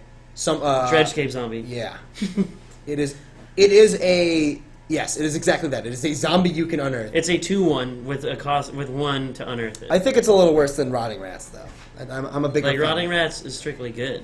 Rotting Rats is just a powerful. I don't want to say it's a powerful card, but it does. The Dredgevine deck is entirely built on synergy. Mm-hmm. So when you have to inherently put weaker cards in your deck in order to let those synergies work with one another. Right. So I see how this works. Viscera Dragger. Viscera Dragger? No, I didn't even know that one. Viscera Dragger. Oh my god. And so you get it in the yard by cycling it. Viscera Dragger's art looks like it would be the cover for like a hair metal band's album. Well, so all of the Grixis cards from Alara look like that. Exactly. They're like terrifying. It's like, but like terrifying, but also like really cheesy. Like this lightning in the background. Yeah. Like what is that? That's so goofy. Yeah, it is kind of goofy. I mean, I certainly don't hate this card. This is this. Okay, So what it does is it triggers your Golgari Grave Troll, goes in the yard, and then unearths next turn. Trigger your Grave Troll? Wait, what do you mean? Cycle it. It triggers Dredge. You mean you get to Dredge? Yeah. I see what you mean. Yeah. So pay 2, Dredge 6, and then attack for 3. Hit 3 more. Sorry, unearth it. Yeah. Play Gravecrawler and attack for 3. Oh yeah. All right. Get back all your Venge Farms. Corpse Connoisseur was a nice one. When it enters the battlefield, you may search your library for a creature card and put it in your graveyard. It's Entomb. Entomb on a guy. Is that the cheapest modern Entomb? No. What's the Gifts Ungiven. Sure, yeah, that's one less, yeah. Gifts Ungiven is my favorite Entomb. I like it, I would say, more than Entomb. Well, yeah, because it gets your Entomb and your Exhume. Yes, it gets both. It's a double demonic It's strictly tutor. cheating. Gifts Ungiven, it's great. Gifts Ungiven has 2 modes. Yeah. It's put an unbeatable creature into play, or it's draw 2 cards your opponent can't beat. What? Bill 1, so there's no game for Okay, thank you. We should probably get someone. There's like 12 minutes. Yeah, you want to take a look? Yeah. You guys can watch me talk with my awesome background. Like a band control deck. It looks sweet. Man, it's unfortunate. So it looks like we didn't have the match that we thought we were going to have on camera was not available. So hopefully we can get something else before the round ends. Don't want to just sit here talking about stuff, although we could. Hi Dan Dwan, did you win? I did not. All right. The wheels of the bus have fallen off. Look at this guy. He top 8's a Grand Prix, can't win a match on Wednesday Night Modern. Yep. Can't win them all. The dream. The Yeah, dream. yeah, it's a little unfortunate. Would you like to sit down? Sure. Enjoy the new background? That's a fancy new background. Yeah, that's sweet, right? So Dan, Hello. how's it feel to be a top 8 competitor? How excited are you to go to the Pro Tour? I'm stoked. Yeah, man. All right, Brother I'm seems in great. Game 3, so Yeah. no. All right. Would have been a little better if it was Madrid, but I'll take Atlanta. Is that the next one? Yeah. So are you qualified? So are you gonna? I'll take I'll Atlanta. take Atlanta Yeah. over Madrid. Hey, Better Atlanta than Milwaukee. Yeah, exactly. They do. at least, Like- like Outcast came from Atlanta. So. Are you gonna test with Joe? I guess. Yeah. Joe, I know 4 people going now. 4 is you, Dan Chan, Alan. Alan. Wait, what? He won he online. He won a PTQ online? Yep. Playing what? Sealed. Nice. What? Yeah. All right, so 4. Well, I'll say 2 current Chicago area, 2 former 2 former. Yes. Chicago area people. That's pretty awesome. I didn't know Alan won a PTQ. Yeah. That's really sweet. I thought you were gonna say he top 4'd. I would have expected a top 4 RPT. No, PTQ. didn't even need to. Well, good beats. I'll take it. I'd imagine like the online one's a lot harder. Sealed and Standard are both very popular. Yeah. From what I hear, Modern is much less popular online because number of reasons, mostly popularity. The US RPTQs were like, aside from Indy, like Indy had 126. 126. Every- Four qualifications. 4 qualifications. 2 people, no promos as well, because they ran out. But also One person. One person. There's What do they do 126. for those 125 promos. 126, Oh, that's right. One 126 person. Yeah. promos. But like I was reading like Mail it to them. the like tournament reports from all the other RPTQs, and it's like, yep, we had 36 here, 38, 35. I think Everyone else, it's just like, I think it was the big problem with having the RPTQ in Indianapolis with the day before a Grand Prix, which was that you had all these players, like all these silver players in particular, who were going to be at the Grand Prix anyways. That were like, hey, I'll just come a day early and play in the RPTQ. oh, that's a fair point, because like all the silver players automatically get a berth in the Yep. RPTQ. Exactly. I know a lot of people did that. It's a free $150 as well. For the Yeah, I promo. mean, you get your So, stupid, you know, it's stupid like- promo card or whatever. Like that's fine. But I mean, it's not much of a condolence as far as getting top fouring. I Nathan, do you want your seat back or?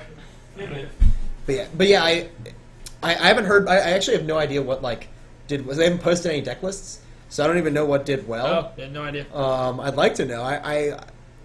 What I hear about it. I know that the Star City Games writer Mark Nestico, he top forward his with Patrick Sullivan Zoo. Yes. yes. Patrick Sullivan No, Zoo, which is actually just that's mono why he red. was writing about it. Yep. I didn't read too much. Yeah, he into top that forward the RPTQ. Yeah. Green Red won the SCG Open. Which, Main deck Flint Hoof board. What? dude, when you chain Burning Trees, and it's just I like literally said it's just next time it's like I play a Tarkus Command and swing for 18. I said this. I played And it's against. just like Last time I played against that deck, I did a pretty simple thing where I cast Deceiver Exarch and then Splinter Twin. It wasn't just Wall of Omens. sometimes you're dead before that. Sometimes you're just dead. Sometimes, not often. I played against it in what was it, SCG Cincinnati, where it was turn 1 Experiment 1, Yeah. turn 2 like Burning Tree, Curd Egg, Dismember.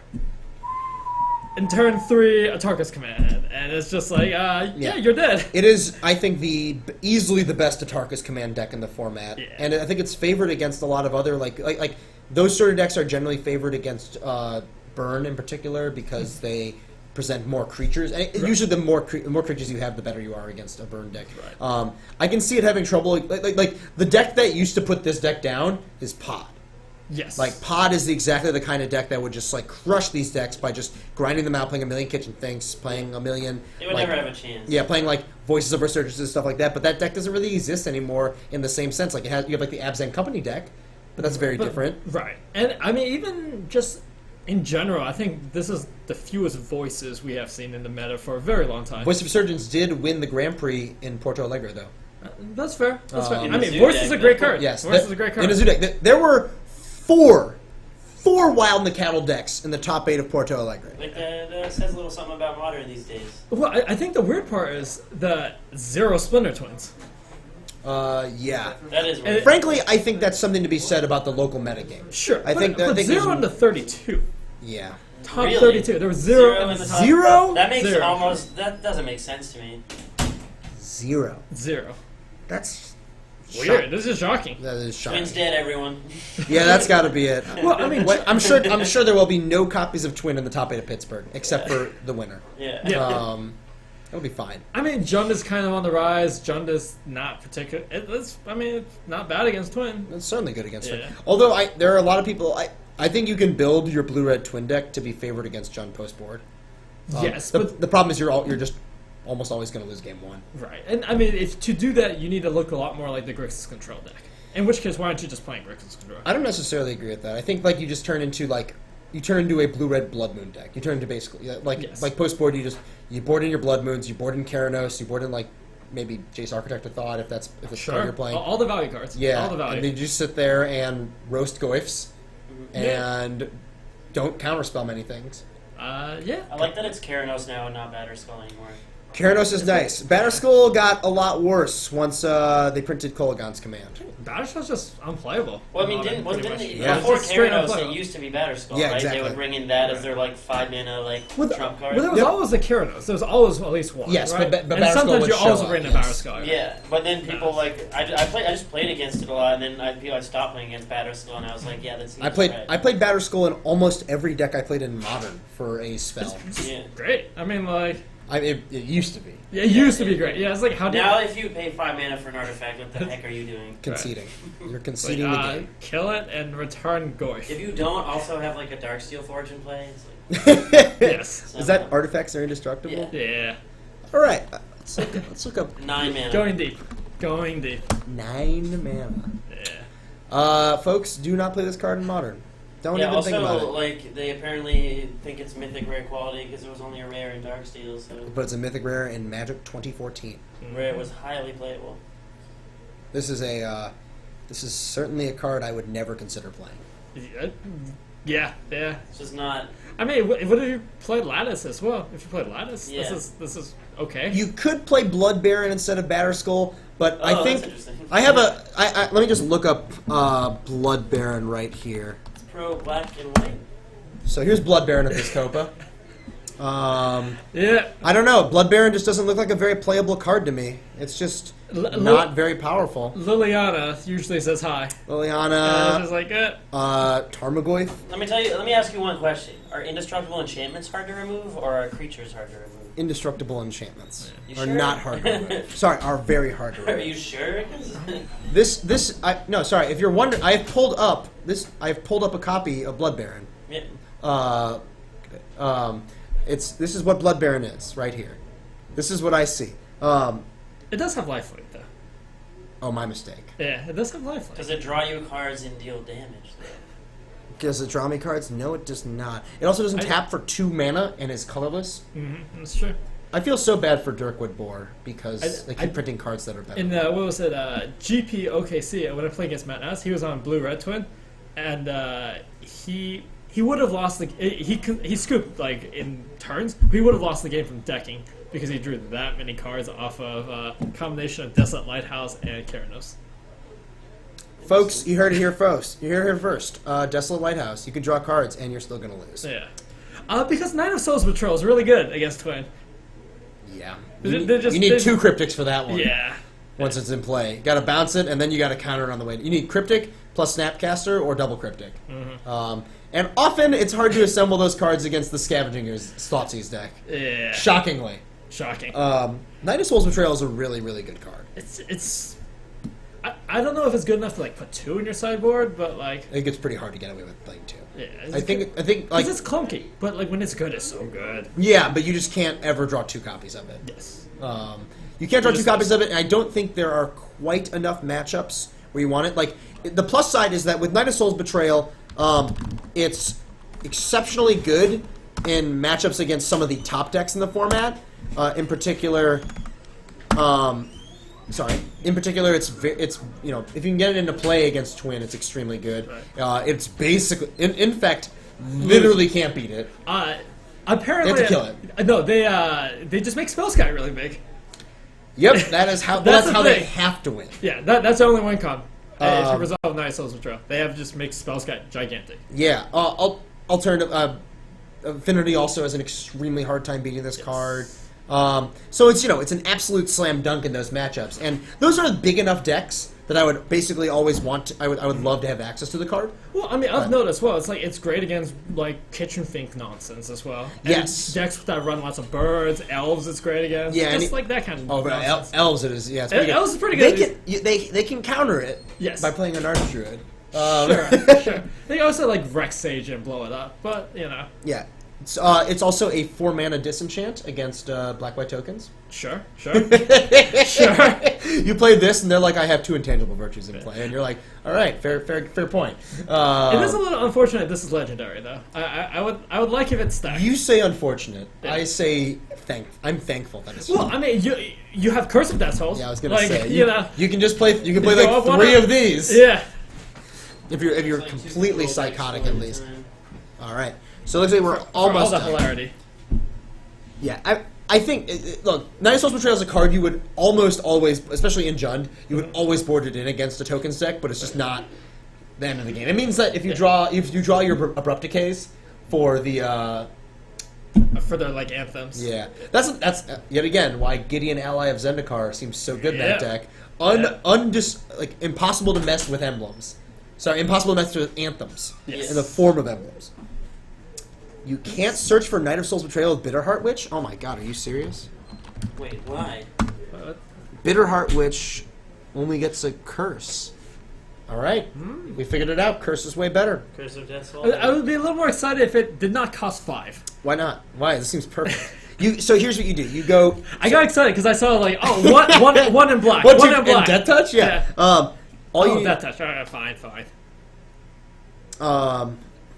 Oh yeah, Cubs fan. I played against him in the top 8 of the 5K that I won. Oh yeah. But yes. Dismember. Dismember, yes. Yeah. But Bitterheart Witch is great. It's 5 mana. I think it'd be perfect if it was 4. But 5 is great. You get to go Liliana, and then you play Bitterheart Witch, and then you minus yourself. You sack it, and you get Curse of Death's Hold. Sure. Or, I mean, you can get other curses. A lot of other curses available in the format. I know the blue. I played the blue one a good bit. Curse of the Bloody Tome? No, the one that like duplicated. Curse of yourself. Echoes? Curse of Echoes. So good. Curse of Exhaustion, Possibility Storm Down. It's aggressive. Curse of Echoes is a nice one. It's great in Counter Wars. It's great like back in like RTR Innistrad when they tried to like play Sphinx, and it was just like, I was Sphinx first. Yeah. Counter yours. Counter it. The cards I like better than any of these curses are the increasings. Big fan. Curse of Bloody Tome was my Pauper post mirror breaker. I think it's post board mirror breaker. Curse of the Bloody Tome was a sweet one. I like all the curses. What is bloody? What the about mill- it's the mill one. Increasing Confusion. Increasing Confusion is just Fireball. Mill But X, it's flashback blue. mill 2 But times it's X. blue. I wish I played more limited back then. This all seems great. Oh, this was the Cloud Post. This is the Cloud Post one. Well, unfortunately, yesterday was the last day to draft Innistrad on Magic Online. That's true. I missed it. I didn't play any. I'm so sad. Those are real drafts too. Like you kept the cards. Yes. Oh, okay. Yeah, they're not Phantom drafts. This was Curse of Echoes was Mirror Tech and Flash, but you had to resolve it. That was the only hard thing. Yes. Yeah. But like you had lots of things to flash in on their turn. Like you play Restoration There's Angel. like, and they're counter like, it. Counter? No. You're like, no. no. All right. right. We'll just attack. 3/4. 3/4. This is fine. God, I love Restoration Angel. That's a card I miss playing a lot of. I miss Thragtusk and Burial Rites, dude. I miss Bonfire. That's Ugh. it's fine. Turn 2 Farseek, turn 3 Huntmaster, turn 4 Thragtusk, and then Rakdos return your hand. Listen, Rakdos Return was great. all these, Rakdos return. all It's these just not a things, Bonfire. all these things you said are just nightmarish. Yeah. It's only nightmarish because you did not play with them. No, I did more fun things like Cavern on Shapeshifter. I was busy Aetherwind. playing Sure. Goblin Electromancer. That's not as a mirror breaker. Goblin Electromancer. With the Past in Flames, what's the Burning Vengeance deck? I was playing a lot of Augur Bolus at the time. It's such a good card. Yeah, Augur Bolus. We I see wish on, that on card camera looked right here. cool, Yeah. though. It's so No. boring. It lets you look at the bottom 3 cards of your library. Yes, Augur Bolus. Except you get to look at the top 3 cards of your library And put them on and the then put them right on the bottom. Yeah. I can't tell you how often I would brick on this card. It's uncanny. It's just amazing. It's like all right, land, Restoration Angel, awesome. And then you draw a spell for turn. You're like, great, that's what I wanted. Draw. It's the exact sequencing. Ugh, it's just sickening. You draw like that.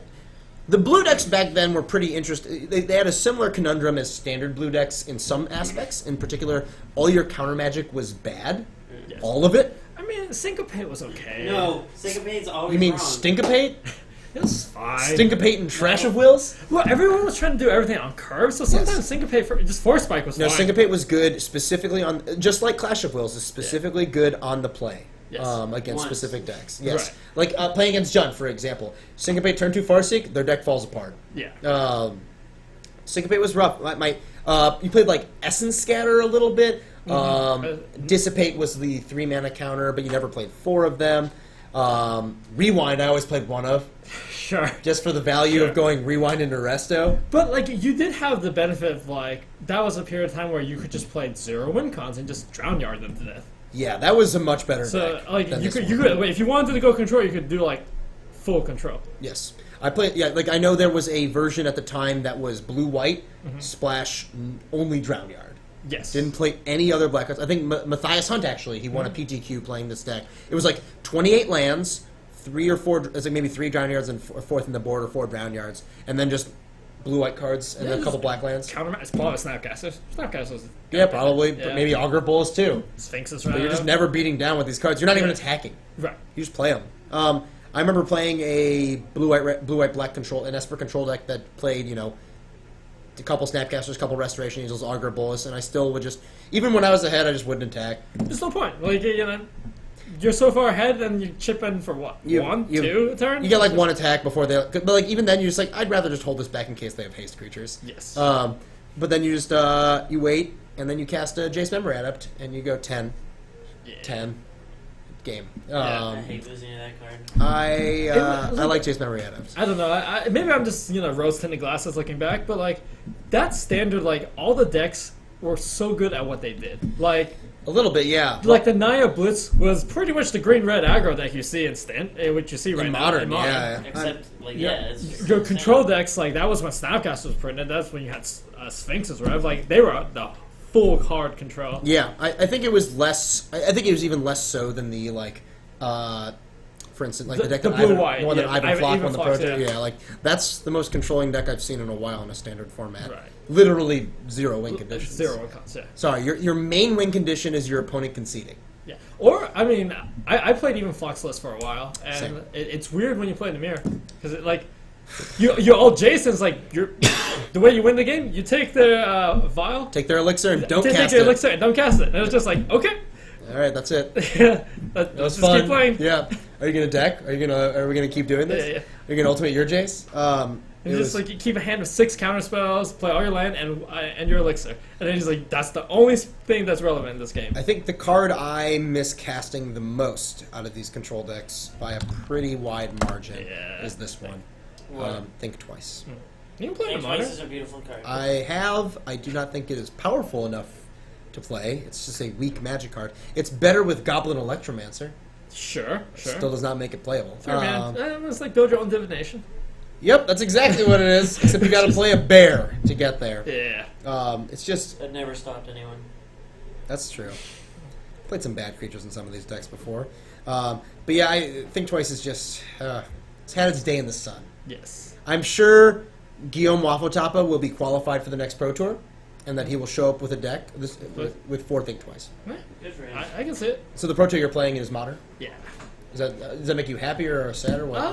It's a format I know at least, so at least I'm somewhat prepared for half of it. Yeah, you have the benefit of in this way of not having to deal with sort of an adjusted metagame. Like no matter what cards are really released, it's pretty rare for Modern to shift too much. Well, I mean, it's kind of a double-edged sword. Like, when you have a new set release, especially for this, it should be like a true rotation, because Cons leaves. Yes, So, no, Cons doesn't leave. Cons will leave in the spring. Right. No, Cons is still there.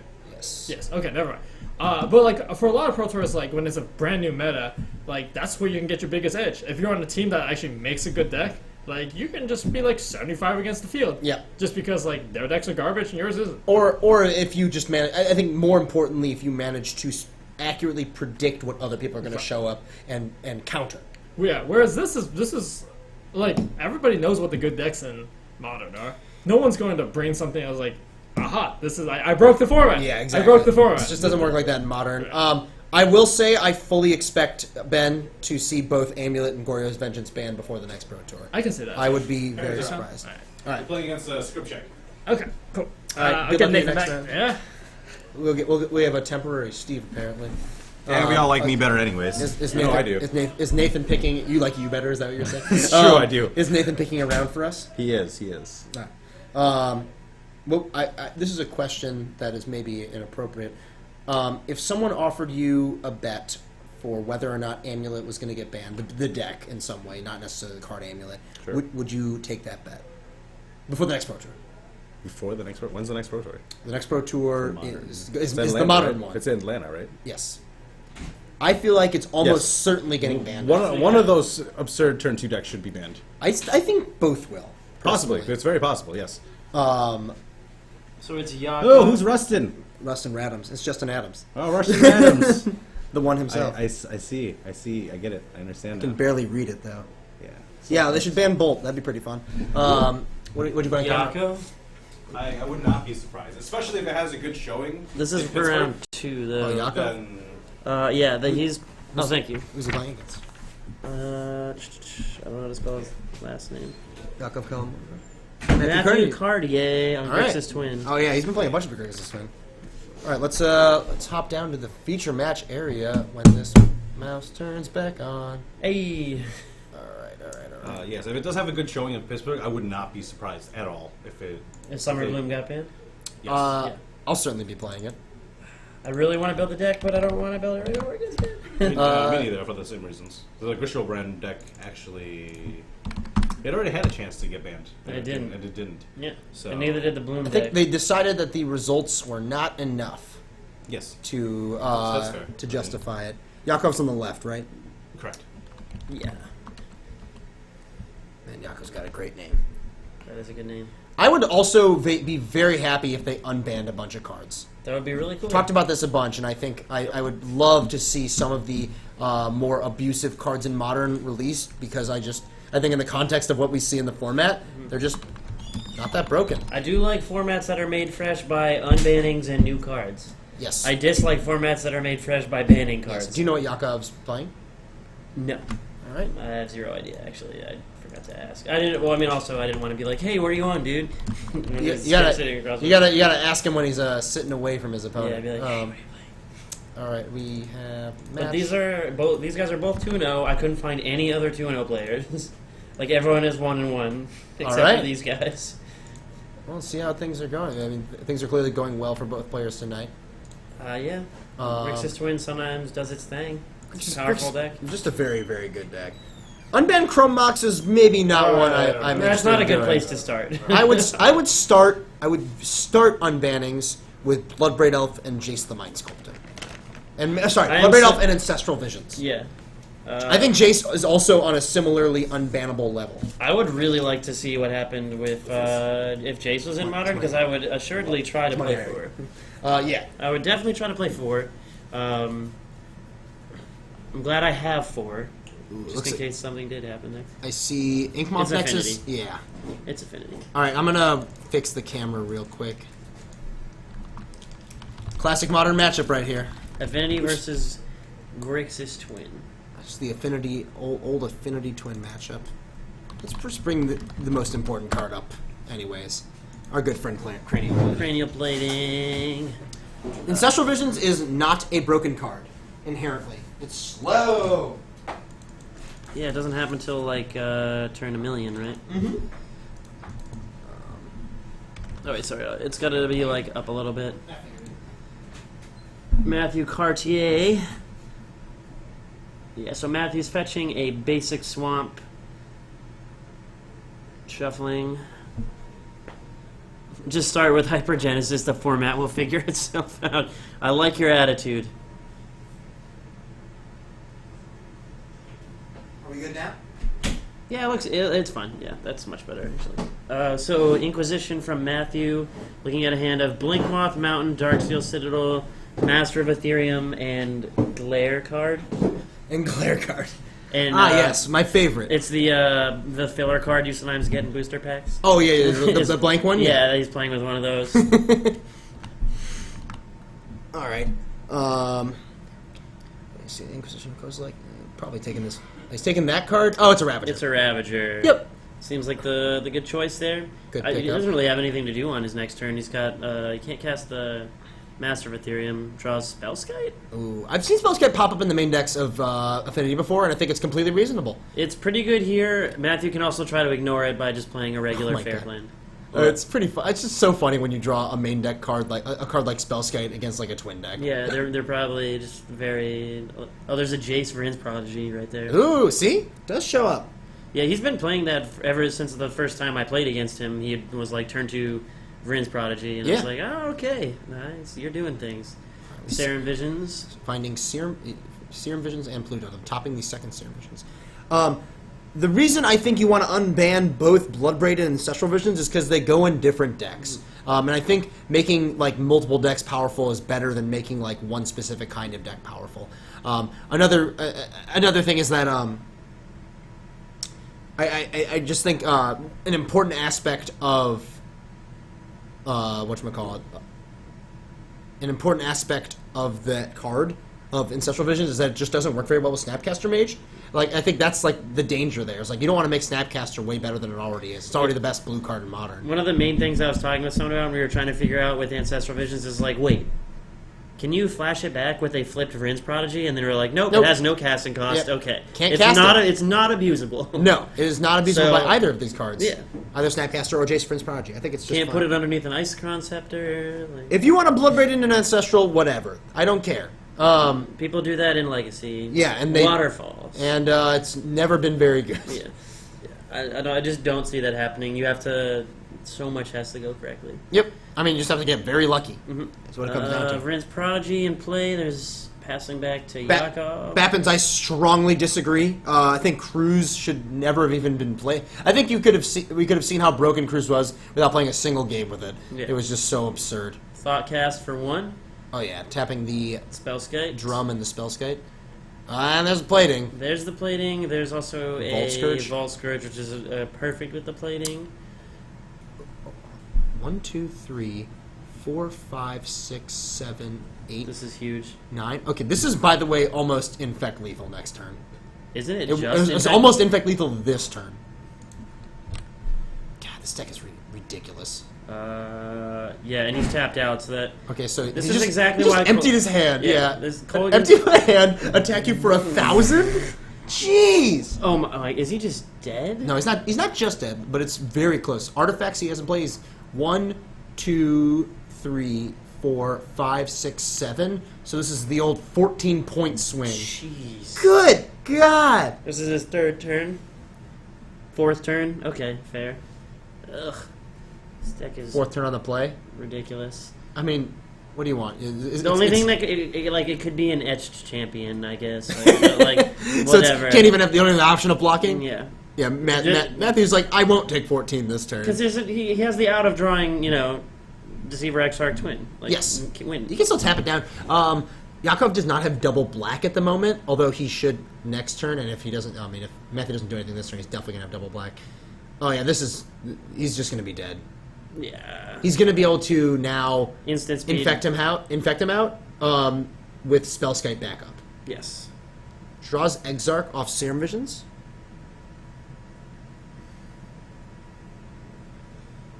Bottom. I think he's out of it at this point. I think Matthew might just be dead on board, depending on what Yakov wants to do. 1, 2, 3, 4, 5, 6, 7. He has 7 artifacts, 8 with the activation. Yeah, this is just I think lethal. he's just counting right now. Sure. Not that matters. Animate, equip, you're dead. Animate, equip. It's a 2/2 base power because of the Master of Ethereum, and there are 1, 2, 3, 4, 5, 6, 7, 8, 9 artifacts. This is an attack for 11 infect. Nice, well done. Oh, by the way, I have a Spellskite. Yeah. And you're dead. Matthew checking, and yeah, we're going to game 2. Nice, good old Affinity. Affinity is a brutal deck. This is the only deck... Sorry, no.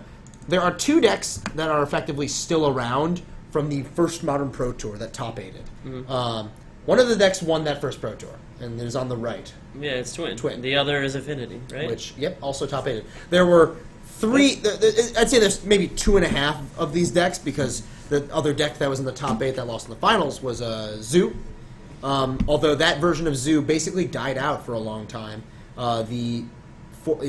Naya Zoo Splash Blue. Countercat. Yeah, the Countercat deck. With Bant Charm. Oh yeah, For multiple the band Cloud shops. Post matchup. Yeah, they said for just every I matchup. know, that's what Kibler was like. He was like, honestly, so people were saying, like, yeah, I'm just going to play Cloud Post. Why would you play this Countercat deck? Because it's so bad. And he was like, is it, though? Yeah. And turns out it wasn't bad. No, it was just great. Yeah. That deck, effectively died out. Like it got 2 cards banned from it. One, The Cattle. no, and Green Sun Zenith. Oh, right, that was a green Sun Zenith deck. That was one of the best parts about the deck was because it was just very consistent. Yeah. Because you always had your knight on when you needed it. You always had your knight on when you needed it. You always had turn 1 elf because of Dryad Arbor. Oh yeah, Matthew has this. Okay, Shatter Storms. everyone here, if you play in a modern tournament, show up with cards for Affinity. Please. Stop messing around with your one Ancient Grudge or your like one I don't know, like 2 Disenchant Or your that main sort of deck garbage. Kolaghan's Command. 2 Nature's Claim? No, No, just Kolaghan's Command. Not no, enough. Not show up enough. with a sledgehammer. That's how you beat other sledgehammers with sledgehammers. Yeah. This card, show up with Shatterstorm. Yeah. This card, Oh yeah, I like this one a lot. show up with Creeping Corrosion. Show up with this card, Fracturing Gust. Don't mess around with Affinity. $7. Whew. It's the promo version. Well, how much From is the Vault how much is Annihilation. Shadow more? I'm guessing $1. No. 6? What? Taste I don't know it. how that happened. Oh boy. Stony Silence. Yet another one. Stony The one Silence you is can great. play on your second turn that like means their deck has to attack you with 1/1s. This card's $5. Whoa. Oh my god, I think I have like 10. But look, just yeah, don't bring a knife to a sledgehammer fight. Exactly. Yeah, that like, seems solid. don't mess around. Affinity is an eminently beatable deck. And the annoying part is that sometimes they can beat these hate cards, but just make them have to do it. Yeah, I've always said, whenever if people like talk to Affinity players, they're like, I'll just Stony Silence you game 2. And the Affinity players are always like, yeah, I can beat that. I've never seen it happen. And then they printed gear per Aether Grid. I haven't seen a lot of Affinity with that yet, but yeah, that I could see that being ridiculous. Can't play Energy Flux in this format, unfortunately. Energy Flux and Pulverize. I have like 8 Energy Fluxes for some reason, but that is I very strange. play a lot of Standstill in Vintage, so it makes sense, but Does it? Does it make that much sense? I bought a second playset by accident, is what that means, so like... But yeah, just I like seeing those cards in Matthew's sideboard. Like, just don't mess around. Wait, why isn't Energy Flux in Modern? That card wouldn't be like too good, would it? I think it's just I don't think they like cards like that. They have Kataki, you know. You don't really And that's need like more cards really like that. wimpy in terms of scale. Because Hey. you can also get rid of it with like your stupid Galvanic Galblast, Blast. yeah. Although I've still almost I rarely see Affinity decks that beat Kataki effectively. All That's right. why Pod was the best deck. Oh yeah. Not So why, but part of. yes. So Visions. Matthew casting Serum Visions right now, figuring out what he wants to do with those 2 cards. I think he's topping. Yakov drawing plating for turns, so obviously things are going great. It's got a couple lands, probably some artifacts to put into play. There's the... Alright, this is how he started last game. Gibbous, stop chasing people away from our stream. Killing me. What is Gibbous doing? He said that someone just proposed on stream, and I was just like, I don't care. I don't know who that is. You guys should watch our stream instead. Yeah. Don't leave. Hang out. Yeah. Just punch and pop. Matthew casting another Serum Visions this turn. Looks like he split. I think he put a fetch land on top. Okay. Blood Crypt tapped and a pass. See if Yakov can put together something impressive here. He's got multiple Galblasts in hand, which can be a little awkward. So he's got Steel Overseer. Alright. Not the best start against It's a the little- Bolt deck. It's a little slow. Yeah, it's a little less exciting than Arcbound Ravager. Matthew Right. just playing a land and I passing. think he's got a Deceiver Exarch. I don't know if he has a twin. He does. I saw it in his hand earlier. Okay. The question is if Yakov taps out of red mana this turn. I would really hope... I mean, he shouldn't, right? Because he's just going to leave out the Steel Overseer for whatever creatures, and that works with the drum. Good point. But just don't... And there's a second drum.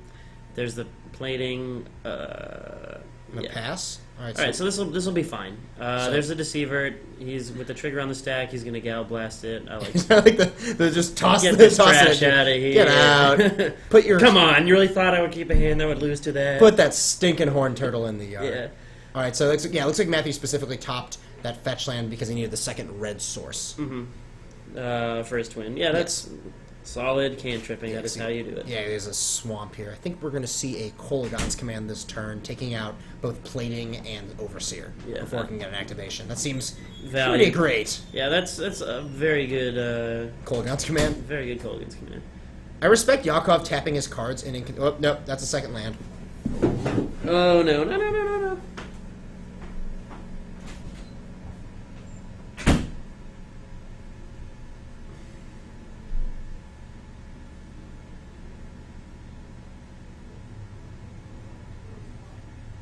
Alright, yeah, he played a second land.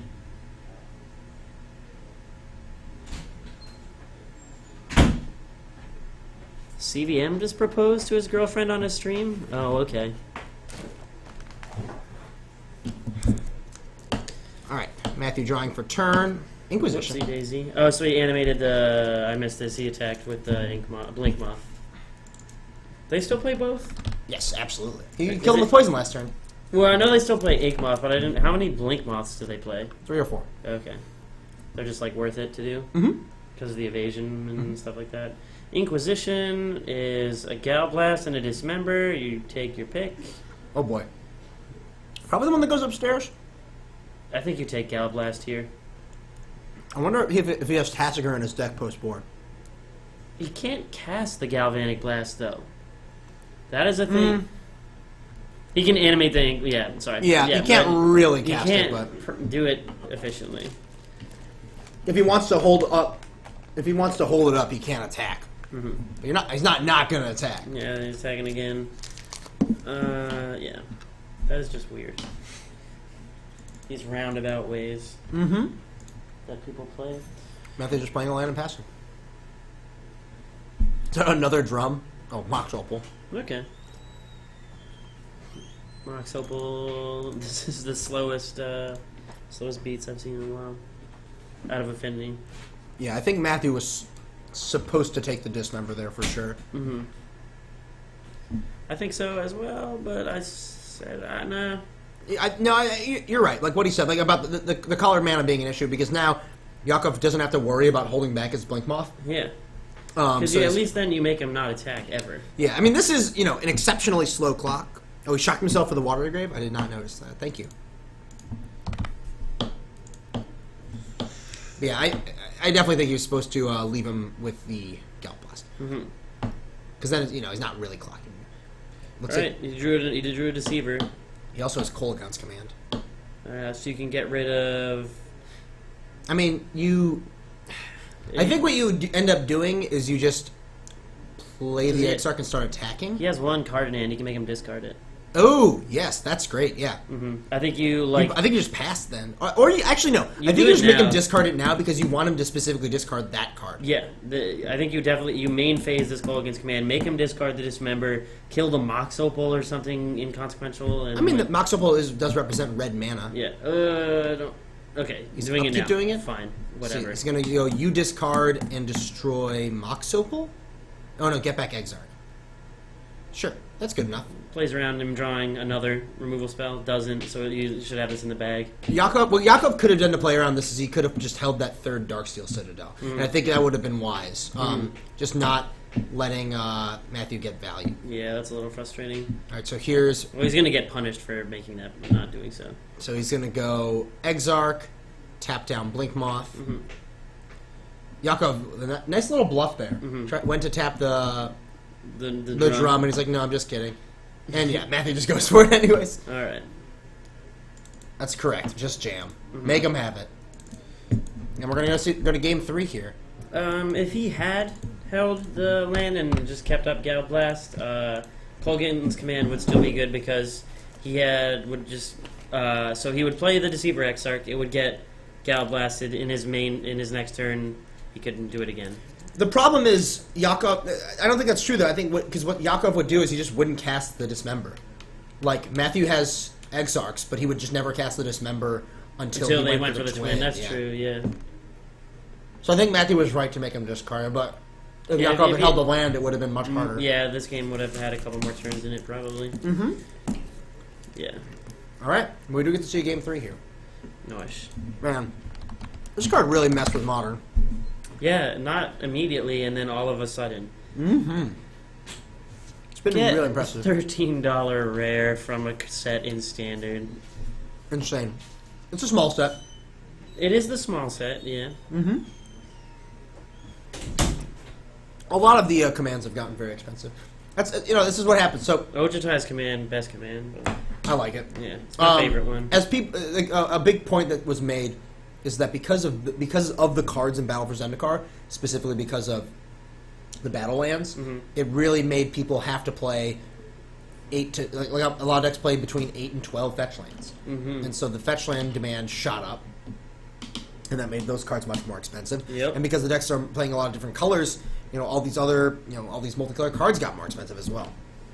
Atarka's Command is the most expensive one, I believe. Are you serious? It's $15. Wow. Glorified Skullcrack. No, this card's It's this like card is so insane. flexible and awesome. I'd Does everything. It does do everything, and most of them involve killing your opponent. Yeah. Very straightforward. So often I'll be at 14 and they resolve this. I'm just like, oh wait, I'm actually dead. Okay. Yeah, every time someone casts Atarka's Command against me, I always it's exactly that. It's swing. always like on turn 3 and you're just dead. Yeah, I was like, oh no, I'm sure I could draw. Oh, I'm at 3 life, and Whoops. they have 3 creatures in play, Yeah. and 2 of them are Swift Spears. Yeah.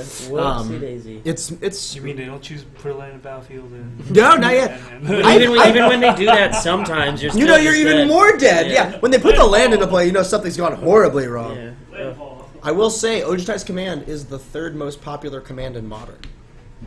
So it goes Atarka's Kolaghan's Ojutai. Yeah. Yeah. I think it's more popular than Silumgar's. Dramoka's Command. Oh, Dramoka and Silumgar being the least played. Yeah, honestly, Dramoka's Command is eminently playable on Modern. Yeah, dude, the Abzan decks play it. Yeah, I've seen it there. I've seen it in some Zoo decks, although I don't really love it in the Zoo decks. Yeah, you'd rather play Atarka. Yeah, I would really want it in a Zoo deck that's like maybe not red. I could see it showing up, like maybe a retreat deck. Oh, okay. Knight of the Reliquary retreat combo. Boom. Someone's out there jamming that. Yeah, counter your Rhino, get back Jace. That's pretty great in the standard. I also like counter your Deceiver Exarch, get back Wall of Omens. Yeah, I do that one a lot. Yeah, it's a fun one. All right, Matthew taking a mulligan here. Looks like Yakov has kept his 7. I always feel just awful when Affinity keeps 7 cards. Oof. I'm just terrified. Yeah. I think Yakov needs to take a phone call. Or is he good? What's happening? I'll figure it out. I've had so many mortar pods and Aether Spellbombs Kolaghan's commanded. Just because like they have to or they can't kill you. Yep, I often see, specifically Aether Spellbomb, they're like, destroy target artifact, and I'm like, this is very sad. Yeah, I'm going to draw a card. I gotta say, there's a lot of bad things that can happen when someone pulls their phone out where they're texting someone on stream, and I'm glad nothing has happened like that. Yeah. Like what could happen? I don't know, someone sends a nude or something like that. That'd be the worst case scenario. While we're just streaming here, that could be awkward, I'm saying. Yeah, These I are guess so. possibilities. Yeah, that's the thing that could happen, I guess. I'd like to never see that. I would like that to never happen. Yeah. In all likelihood, it's just, Yakov has to talk to someone. I'm not going to continue on that line. Yeah. All right, Matthew looking at his 7 cards. I saw Kolaghan's Command. His 6 cards. 6 cards, excuse me. There's a Sulfur Falls. It looks like he's kept. I think he forgot to scry. He did, but it is a thing that you cannot go back and do. Nope. All right, Yakov taking 2 off that Vault Scourge. Good start. See what Matthew has on turn 1 here. He has Sulfur Falls and Swamp in his hand. I don't think he wants to lead on either of those I lands. think he has to. I don't know. He's got a Steam Vents. Okay. Steam Vent's on a pass. Ooh, is that a turn 2? Oh no, it's now. No, he doesn't have a. Unless he has a Mox Opal here. He has Thought Cast. Is it just thought casting? Okay. Wait. That costs. What? No. No. Yeah, they just caught it. They're calling the judge. Yeah. Did he draw extra cards or? Well, he cast Thought Cast for 2 when it should have cost 3 mana. Whoops! So he drew 2 extra cards. He's gonna get Thoughtseize twice. Yeah. I'm That not is the sure. fix for this, correct? Because Matthew let it resolve. Well, he said cast this. He said yeah. Yes. So he still did. He did draw 2 extra cards, but he also cast a card he couldn't cast. Yeah. So I believe it's a game state error. I mean. But he still get the double because the extra card thing is you get Thoughtseized. What I would imagine, I'm guessing the fix here is that Yakov. Okay, I don't like. They're going on the bottom of his deck. No, and they're shuffling. just shuffling. Yeah, Yakov just took the 2 cards. I don't actually think this is the. I think this is a weird fix because those cards did go into Yakov's hand. They did. I feel like the correct. I'm not going to speculate on what's correct and what's not, but I thought it was going to be two perish the thoughts, basically. Like, Matthew would be able to shuffle in 2 of Yakov's cards. Yeah, and he would also, the thought cast But the thought should just go back in his hand. Yeah. After that happens. Yeah. But no, we're just getting Because I think shuffling that's cards. technically what the fix would be. Yeah, I mean, just because there's no way to know what the 2 were. Proceed with your turn, Yakov. Yeah, this is regular REL, so obviously whatever the judge decides is the fix is the fix. It doesn't. It's not. So proceed with your turn, and I was just gonna animate and get in there. all right, I like it. So you didn't have any other place. So this is an attack for 2 and 2 poison. 2 poison. 1 poison. Got there. All right, Matthew. Let's see what he's got this turn. He's got a few lands. He's got Kolagon's command. Is that engineered explosives? It is. It could be pretty good right now. Kind of. It's only 2 different mana costs. There's 2 mana costs and 2 lands. I think you'd probably just hold it for when they play the plating. Mm-hmm. Yeah, or you could preemptively play it on 2 and dodge the plating, whatever. I don't know. I think you just hold it. Yeah. I mean, playing it on 2 is definitely the most tempting of the possibilities you could choose. That's where everything's good is at, right? Like, yeah. One interesting, well, it's besides like Massive Ethereum and stuff like that. Mm-hmm. One interesting quirk to Yakov's deck is that he has both a basic island and a basic mountain. and a Nature's Claim in hand. Nature's Claim. That's shocking. All right, yeah. Here's a 3 mana. Here's Divination. Another island? Jeez. It's interesting. I have to imagine it's. I feel like we have. I feel like he might not own Glimmer Voids. Yeah. Some budgetary concerns there. How much are Glimmer Voids? They gotta be kind of. Yeah, Glimmer Void's I think the most expensive card in the deck, not named Mox Opal. I think Mox Opal might even be less at this point. Ooh, he did draw Cranial Plating. Alrighty. Doesn't have an infect kill. He still only has 2 artifacts in play. Make that 3 artifacts in play. Glimmer Void is $30. Yeah. That's an expensive card. Wow. I mean, No, that is actually shocking to me. yeah. The Lantern deck also made it more expensive. Right. Aha. 2 mana for a Cranial Plating. This is gonna elicit Kolagon's command, I have to imagine. And here's Or he just has EOT Exarch for the win as well. Alright, and here we do have Another Thoughtcast. with actually for the full value 1 mana. Another plating and a Darksteel Citadel next turn. He could have the infect kill again. Pretty soon. I think it might have it next turn. Archon Raptors more. Wow, Archon Raptors $45. Goodness gracious. So basically $200 for a playset. I guess so. That's insanity. I like what Yakov's doing here. He's representing Dismember that he knows that Matthew's seen. Okay. Yeah. So if he didn't have Colgan's command there, the second plating next turn would have been lethal because he could. Or no, yeah, he'd have to double equip. So never mind. But Yeah, he might not have enough mana for that. so animate play. He would only be able to single equip it, but then the next turn it would be poison lethal. His games go a lot better for Matthew when he draws Kolagon's command. Mm-hmm. I will say that much. And isn't just dead immediately. All right, Matthew just playing a tap Blood Crypt and passing. So here's a second Memnite might make me want to play Explosives for 0, but I think once he sees the second plating come down, we'll see the Explosives for 2. I think he has 2 Masters in his hand, at least 1. Master and plating is really scary Yeah, it's a lot of damage real fast. because it just stacks. You double up. Yeah. It's like Armadillo Cloak and Unflinching Courage. Unflinching Courage. All right, here's Say a Daybreak Coronet. yeah. Here is a card he needs to tap blue for. Stop letting him cast these spells like they can. Yeah, so we didn't pay blue mana for that.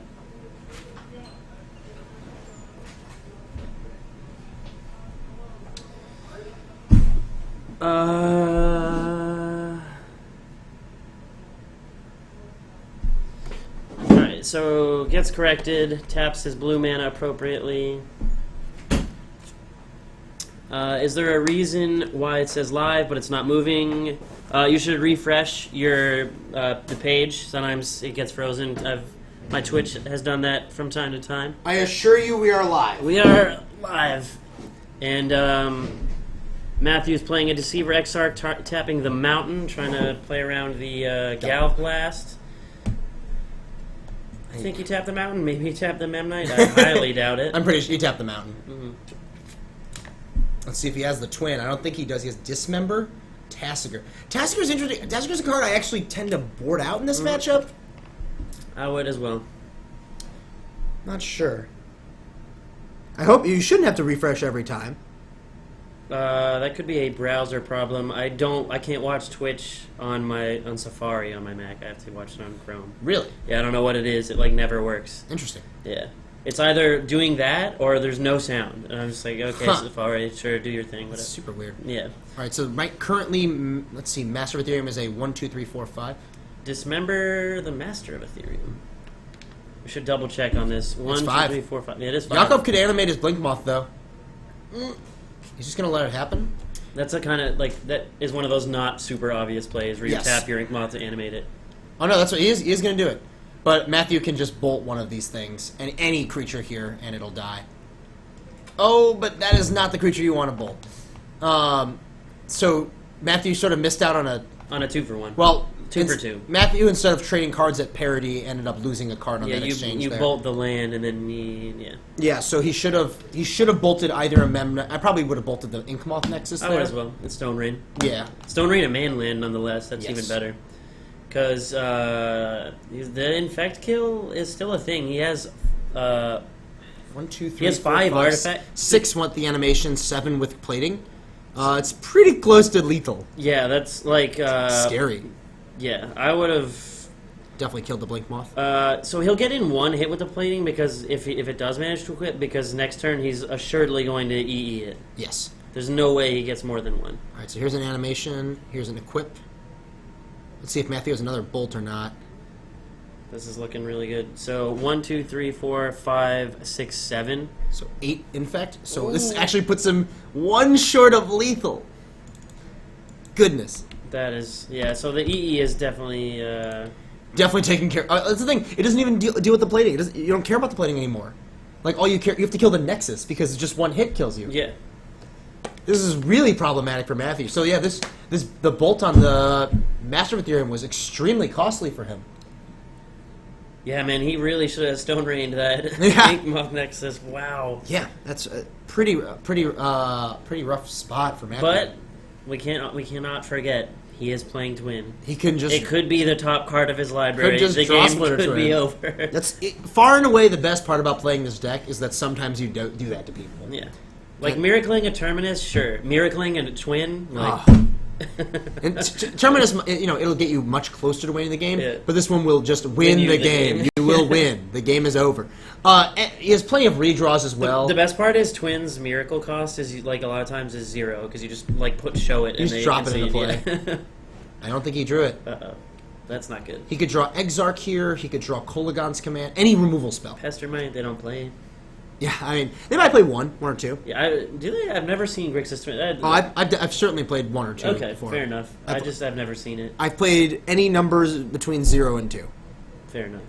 Let's see if Matthew has gotten out of here. I mean, he could play the explosives for 2, represent some strength by not doing anything else. Just don't play it for 0 and activate it in response to attack. Like I've seen people do that and be like, "It does nothing, non-land, please." Like, Let's see. Yeah, he's got the explosives to the front. The way Matthew's taking his time here, I have to imagine. Yeah, he's just scooping he him has up. no way to beat the infect kill there. And the manland's going to take him down. Really, yeah. He missed out really hard on that potential blowout. Yeah, that was pretty rough, unfortunately. Because, so at the moment, it might not have seemed like a blowout if he had done that. Like, he might have done it and been like, this is fine. But, like, knowing with what was in his hand, it would have just, like, put him not dead. Like, Yeah. it puts you back to... I mean, his board is 2 1/1s and a cranial plating. Yeah, Matthew, I think, just had tunnel vision. Yeah. With I need to get that master off the table. Yeah. But if he had taken out that Blink Moth, then Yakov would have to grind through the one. Like if he plays plating and equips, he has to. If he plays plating and equips a Memnite, then he gets to attack once, trade with the Exarch, and then he has another one that he can start getting in with. Right. Although, at that point, I guess we knew that one of Matthew's cards was a Tassiger, which is another trade. Maybe not even a trade. He could have time because he'd go play it and like activate it and try and get back like Kolaghan's command or something like that. Yeah, I mean he has a lot more of a chance to fight through. Television's real though. Once someone chain lightning me, putting me to 1, and I was like, cast counterspell, and he was like, I'm at 3. You have 2 volcanic islands. And I was like, oh yeah, I'm supposed to chain lightning you back. He was just like, yeah, I'm conceding, but like, pay attention, please. Yeah. He was like, please pay attention. I like that he's just like, come on, man. Yeah, he's like, really, you're gonna counterspell this? It's pretty awesome. I'm pretty sure it was like Paul Green also. Like, yeah, it's just like, come on, man. Yeah. I respect that. I respect he's like, it's knowing that in any real situation that you're paying attention, you win the game. Yeah. All right, should I go out there and take a look if we have another match? There should be. We still have like 15 minutes, right? I mean, we had that much last time when we got a little unlucky. Yeah, go for it. I'm gonna take a look. There should be another one. Hopefully, some interesting stuff. Yeah. I don't know how Americans do trade prices, but in England we take SEG and half it. Huh.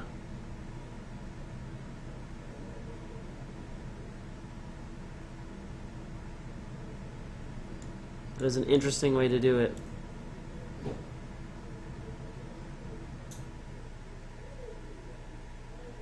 Talking about some red-green Tron up in here. There's a mono-blue Tron player out there.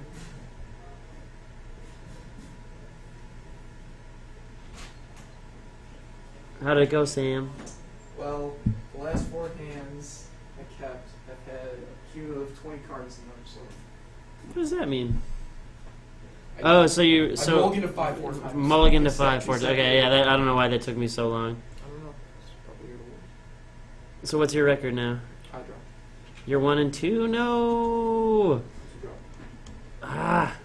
Do on 1, so he's 2-1, so like no reason to play the 1-2 bracket. Why not? You can go 2-2. What did you play against tonight? Grixis Twin twice, and those were the 4 games I mulliganed to 5 against, and Yeah, that does stink, because usually you're like, I feel like Jund is pretty good against him. I am, but Yeah. in the 4 games I drew like a total of 3 abrupt decays, and they're both, like 2 of them were post board. Mm-hmm.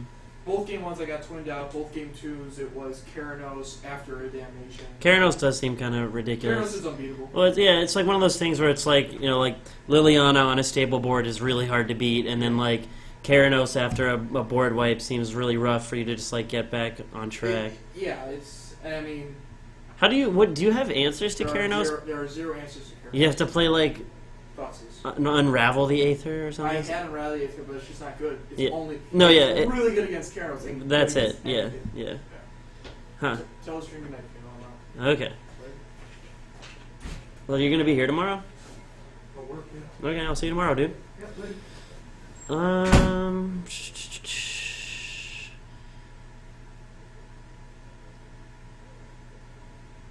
Jace is for control. He's not great in Twin.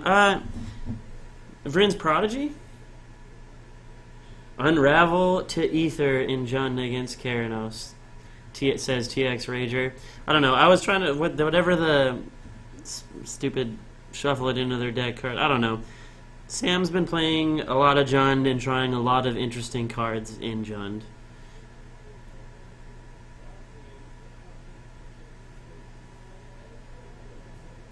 I don't think Unravel good against Wormcoil. True. Don't they just go get it again with their Ayavugan though?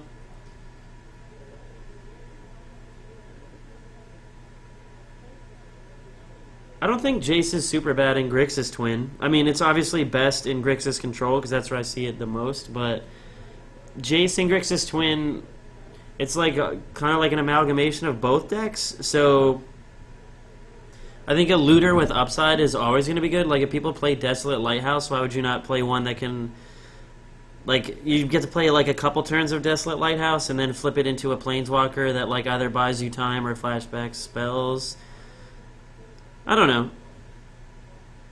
Esper Mage asking any Esper Mentor lists or Esper Gifts. There's a 4-color Gifts player. There's the other guy who usually plays Esper Gifts is on 8-rack. So, what's up, Dom? Oh, you guys got a sweet backboard now. Yeah, isn't it pretty? You streaming right now? Mm-hmm. How are you doing What are you tonight? telling all the little people at home? Nothing. People are just talking about Jace, Vryn's Prodigy, and Modern. Yeah. Yeah, how they feel about it.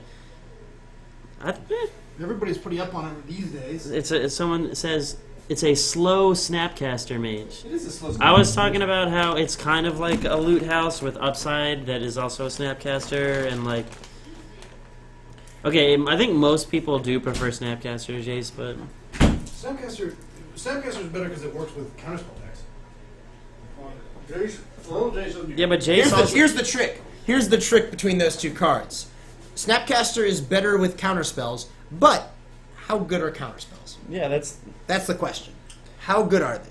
And the There's- answer, I think, is that they are okay.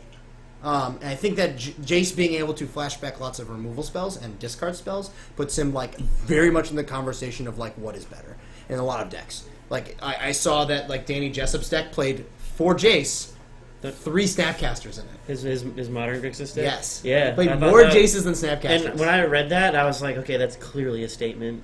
yeah, like- that's a really, really big statement. Yeah, I think he also Because it's so much. It would be so easy to just play 4 and 4, but he was like, no. It would. Yeah. That would be my inclination. That's where I would start. Yeah. I would certainly want to start with 4 of each of those cards. The problem with the removal spells, they're also not proactive. I mean, just think of the thing with counterspells. I mean, they're just you would. I very much disagree with that statement. The removal spells are proactive because they can do more than one thing. That's why Bolt and Kolaghan's command are so good, is because they're never dead. You know, a Kolaghan's command is different than a removal spell, like Terminate or something. Sure, Terminate, yeah, but that's where Jace is so powerful, right? Like, if it's dead, you could just loot it away. Put it in your graveyard, delve it away with Tassiger. There's a lot going on. There's a lot of good stuff going on with I Jace. just feel like off Jace, I'd like to cast something which is progressing my game state instead of just blowing up their stuff. You know what Well, I But think you can do oftentimes both, though, they're right? one and the same. Yeah. Tinfin's deck with Jace, that sounds like exactly the type of thing you would maybe try doing. No, maybe Kyle Norman would do something like Kyle that. Norman, yeah. Yeah, he's been jamming 4 Jace into all of his legacy decks recently. And his Modern decks. Also, why not?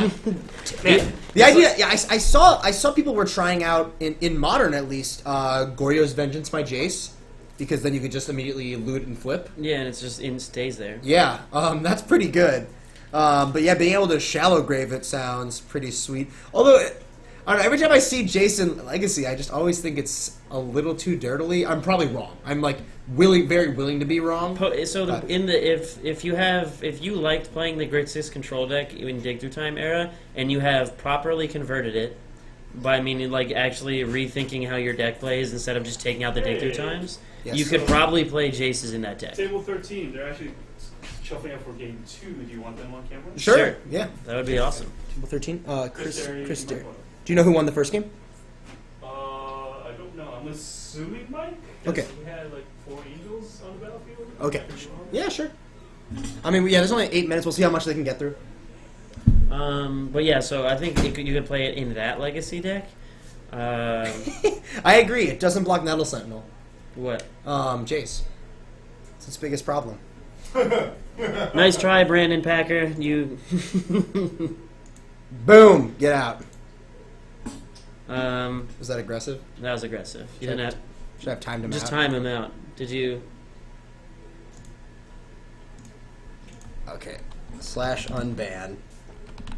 Brandon C. Alright, we'll unban, and then we'll tap him. What do you do? Posted something very large. A big old donger.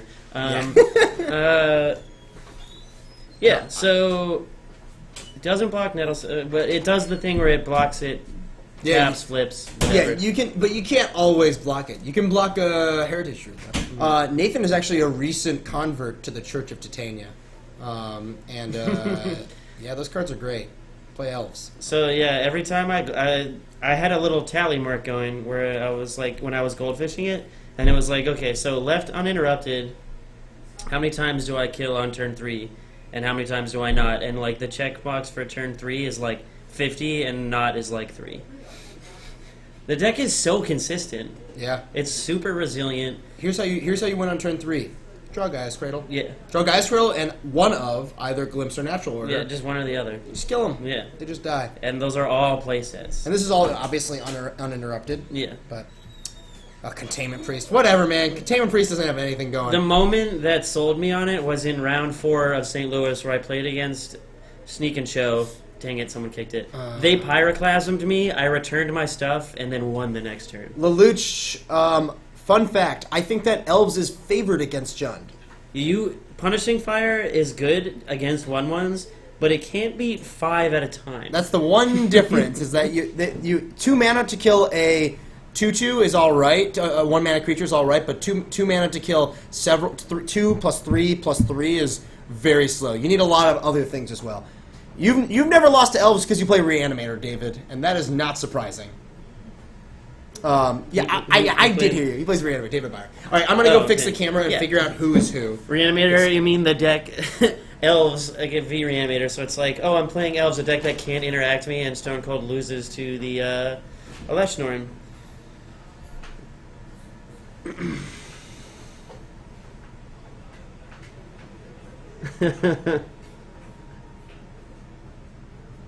Elves does lose to Miracles a lot, that's true. My winning in for day 2 at St. Louis was against Miracles, and I beat him in 2 games in a total of 3 turns on each. It is a very tough matchup, though, yes. My loss in day 2 was to Joe Lissette on Miracles. Wow, this dude is shuffling aggressively. He pile shuffled into 16 piles. It's aggressive. Wow. This just said no wonder they're going to game 2 with 10 minutes left on the clock. This guy on the left just put pile shuffled into 16 piles. I'm down with it. Do what you gotta do. I hate pile shuffling so much. It's like the bane. Which one? Which one?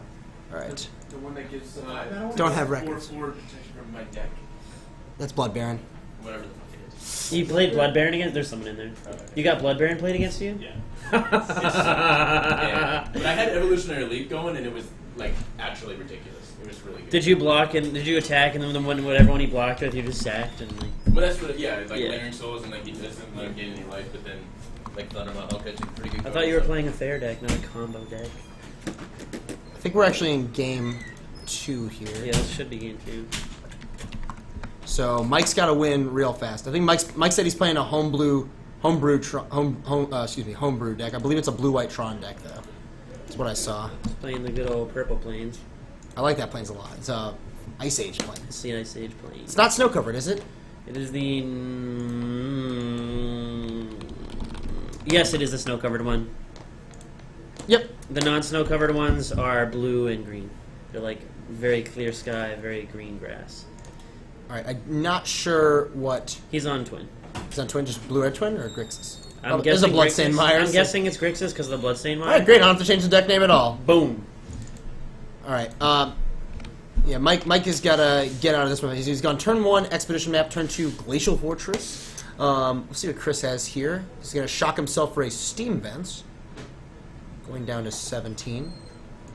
And he's going to pass back to Mike here. Mike, let's see if Mike cracks his Representing Expedition Map. Remand and Mana Lake. Mm-hmm. Likely Remand. Mm-hmm. Possibly 2 bolts. I think Chris barely outraced him in a very close game 1. Mike playing a Glacial Fortress and passing back. I see 1 Tron land in his hand.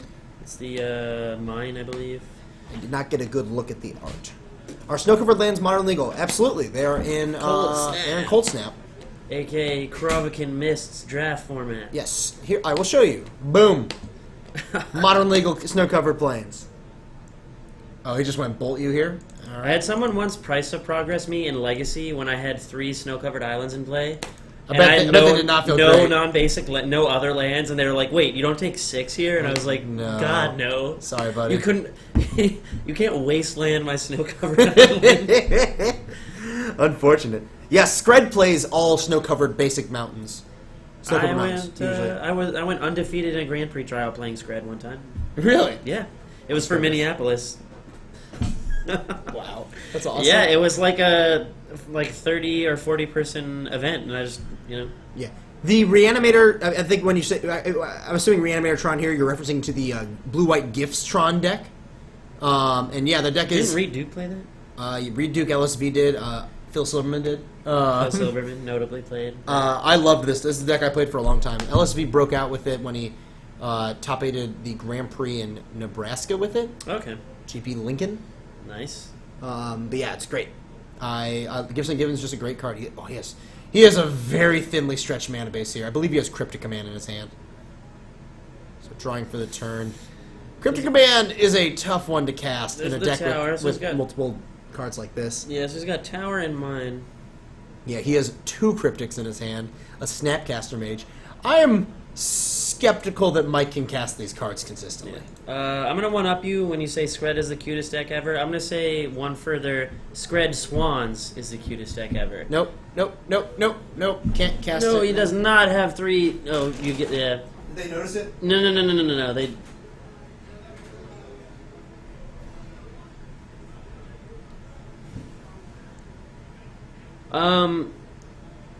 Gooey Ducks, Geoducks, however you say your name.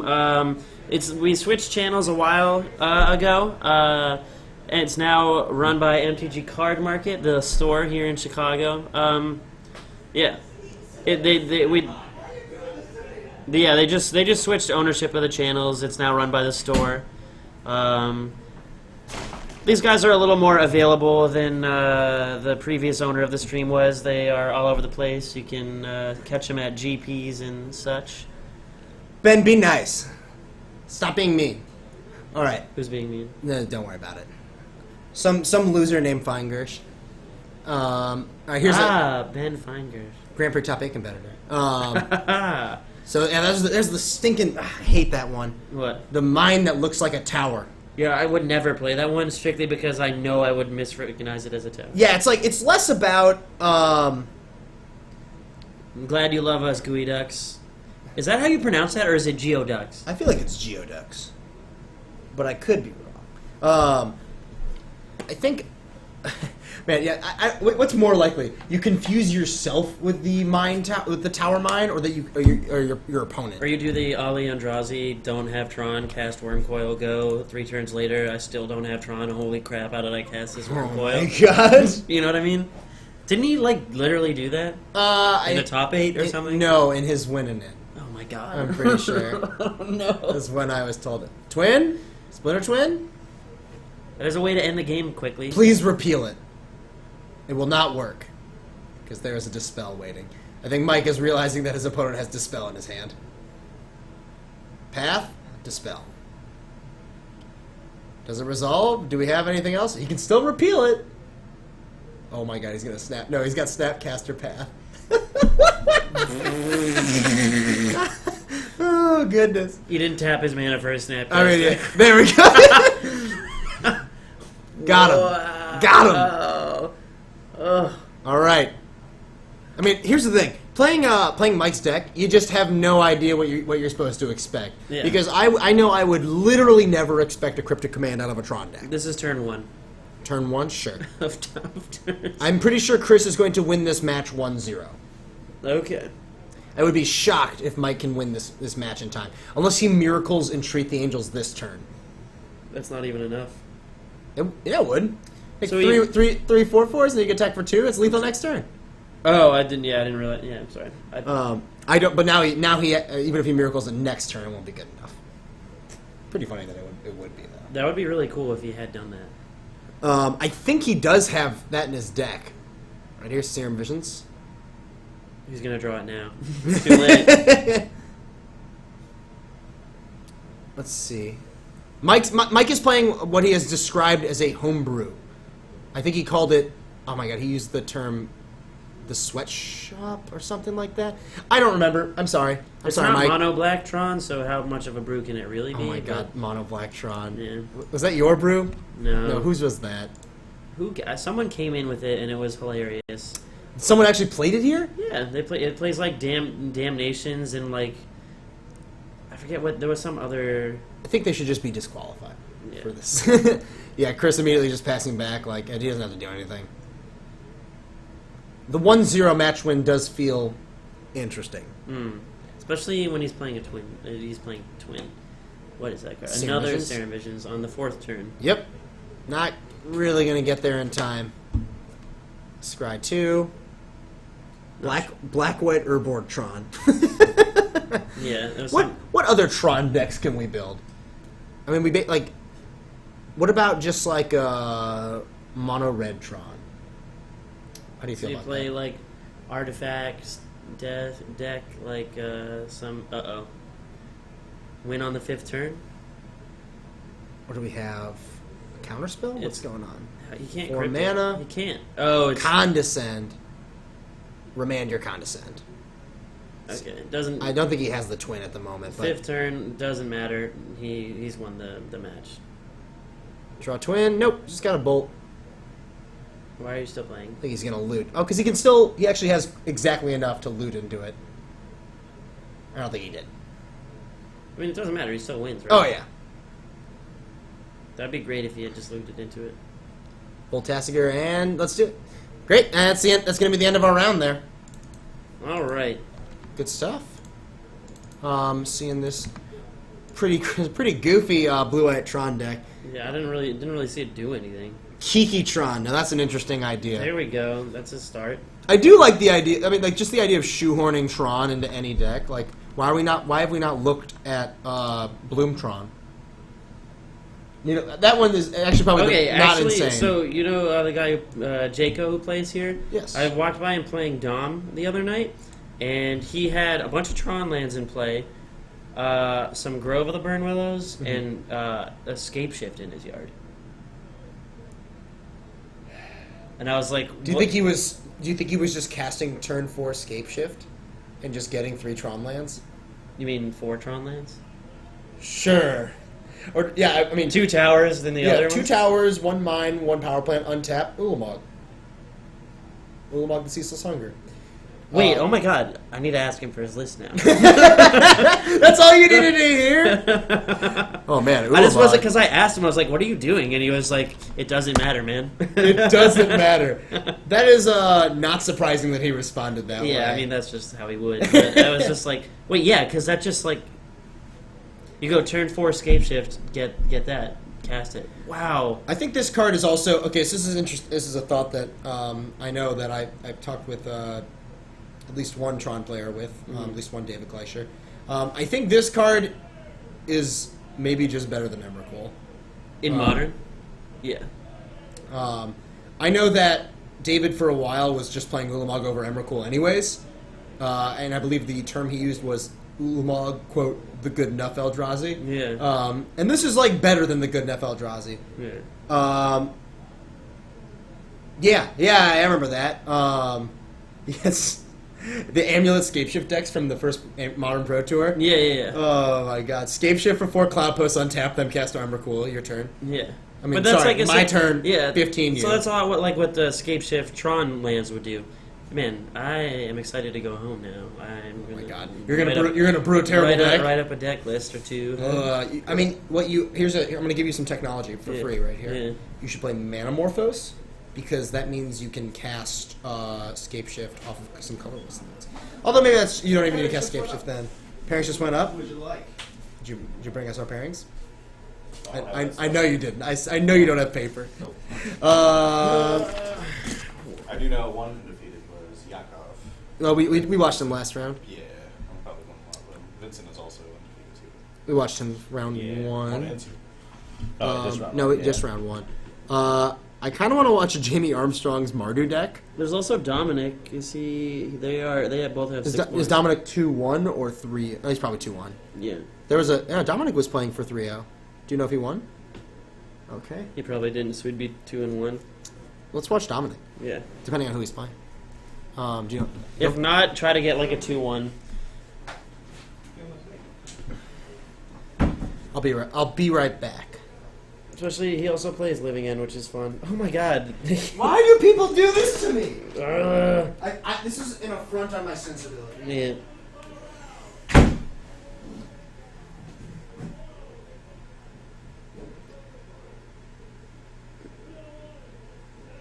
Yeah, I think Geoducks. A lot of people. I was talking about this with a bunch of people here earlier. The problem card in the Bloom deck is actually Bloom. Like, Amulet is like the engine card, and then Bloom is like the problem card.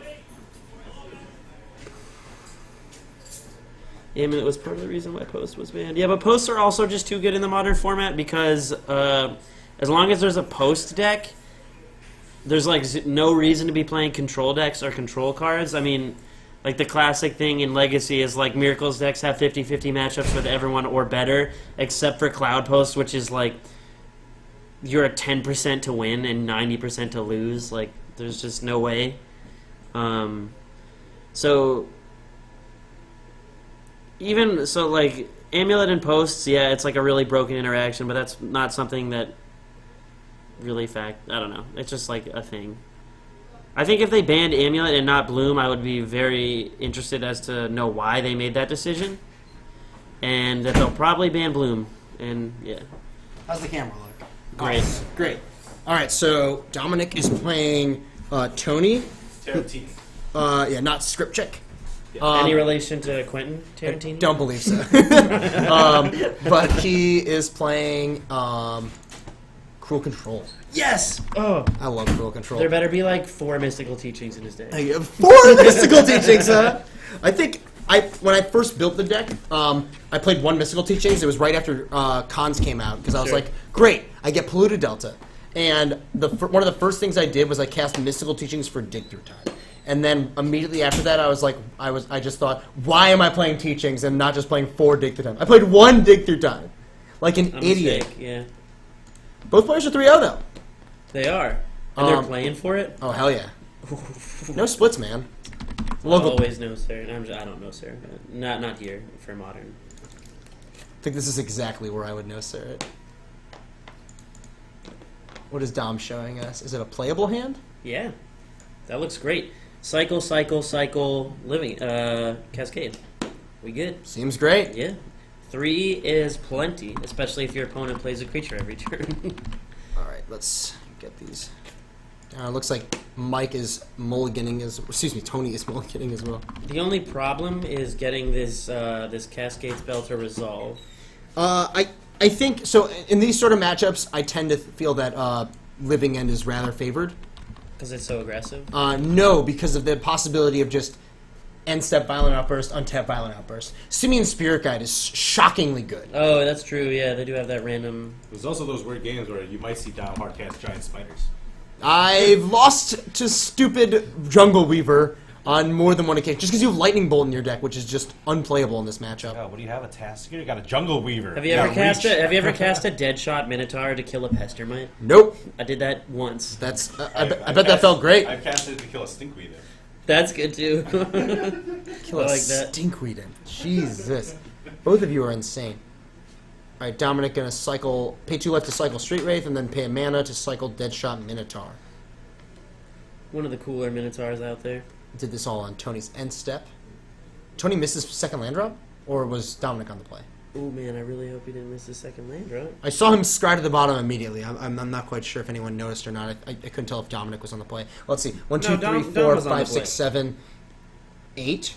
Dom was on Dom was on the draw. Oh, what? He missed his land drop? Yeah, Tony kept the 1 lander on 6. That seems greedy in a control deck. I've been there. He probably has Think Twice in his hand. I mean, Fair enough. That would be my reasoning. I got second Copperline Gorge for Dominic. Does he have Outburst? He does. Alright, yeah, this hand is amazing. Oh, no, I was wrong. He has lands in his hand. No, that's an Outburst. I saw lands in Tony's Oh, wait, hand. so then did he not play a land on... What? I think, The Dom had to be on the play. No, Dominic has... No, I miscounted. I'm wrong. Dom was on Dom has 8 cards. Dom has 8 effective cards, Yeah. so that's his second turn. Yeah, so yeah, it was on Second the card's keeping 7. Yeah. Sorry, second turn keeping 7. Yup. Tony That's fetching. what I thought. Tony fetching end step, getting a Watery Grave. Yeah, he's got a bunch of lands in his hand. He's got Cryptic Command. He does have Mystical Teachings, but he does not have a cheap counterspell. Uh-oh. That's not good. No, he's good. Because then here, when someone does that, I go, like, Cycle, and then on this turn, Violent Outburst. Right now, that's what we're going to see right now. Yeah. I think Dominic's absolutely going to... Like, it gets countered by a Dispel, but he has a second Violent Outburst. yes, the sometimes seen Pale Recluse. Pale Recluse is a very good card.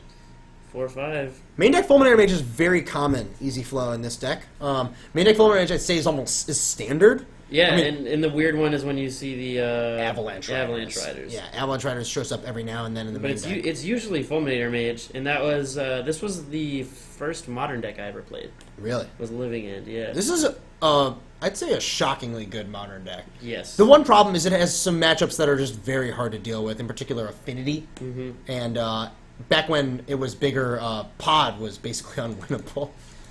You couldn't beat the card Viscerous here, ever. The first time I played this, I played it here, and I played against a lot of control decks, and like won every match. And, Yes. I was just like, oh, is this deck like just unbeatable? And then the next week, I played against only Pod players, and I was like, oh, Couldn't win a this game, deck right? sucks. Yeah. Why did I do this to myself? You won games where they didn't draw Viscerous here. Yeah. There's the Do- Fulminator. Dominic going for full greed here. He's I gonna like this. Kill the blue source, Okay. taste it. Or Or the yeah. black source, blue-black source, yeah. And Tony really needed to draw like a mana leak that turn. Would have been nice. How many do they run though? 3 or 4. 4 usually. 3, maybe 3. It's usually 4, but I'd say 3 or 4 just to be generous. So here he can cycle a Deadshot Minotaur and then Violent Outburst. Yep.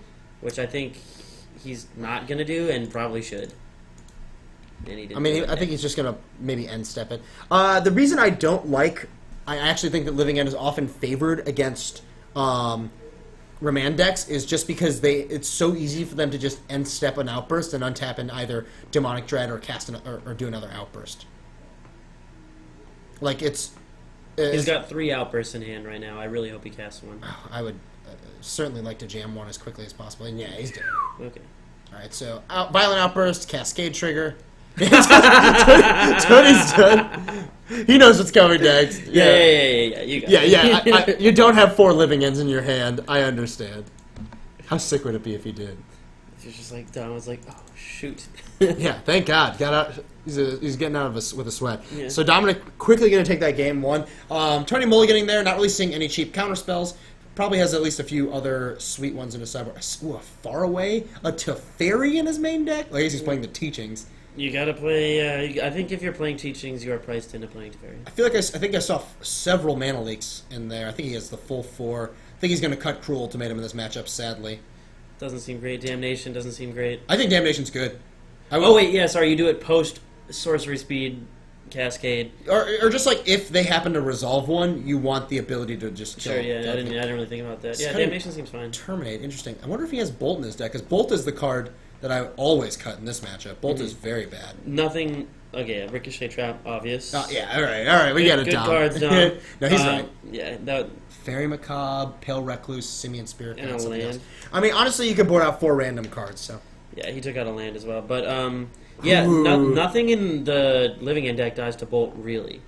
Oh, apparently, Ben noticed a Curse of Death's hold in the sideboard of Tony's deck. Whoa. Pretty nice. I really think Tony should be cutting all of his bolts.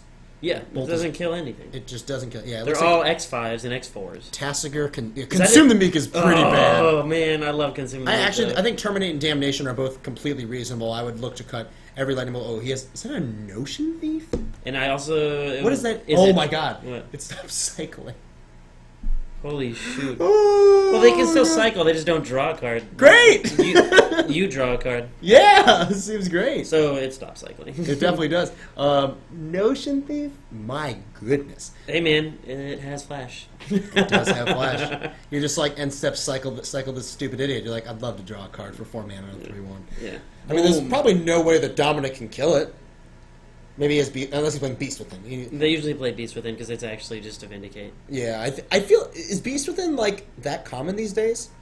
He's playing 2 at least. He's playing 2. Yeah. I feel like they don't play a ton. It is another interactive spell, which I think is a bonus. I think- Ricochet Trap is clearly the best card for this matchup. Yeah, I think you are forced into playing it when there are because of cards like Rest in Peace and stuff. Okay. Yeah, like you just need And like scavenging stuff maybe? like that. Yeah, I mean it's But just even then, they don't really necessarily answer it because you like. I guess when they get it back, it doesn't really matter because you just want it to not eat the ones that are already there. Yeah. All right. So I think you're forced to play some number, maybe not. It's just like obviously the best removal spell because of how it interacts with Living End.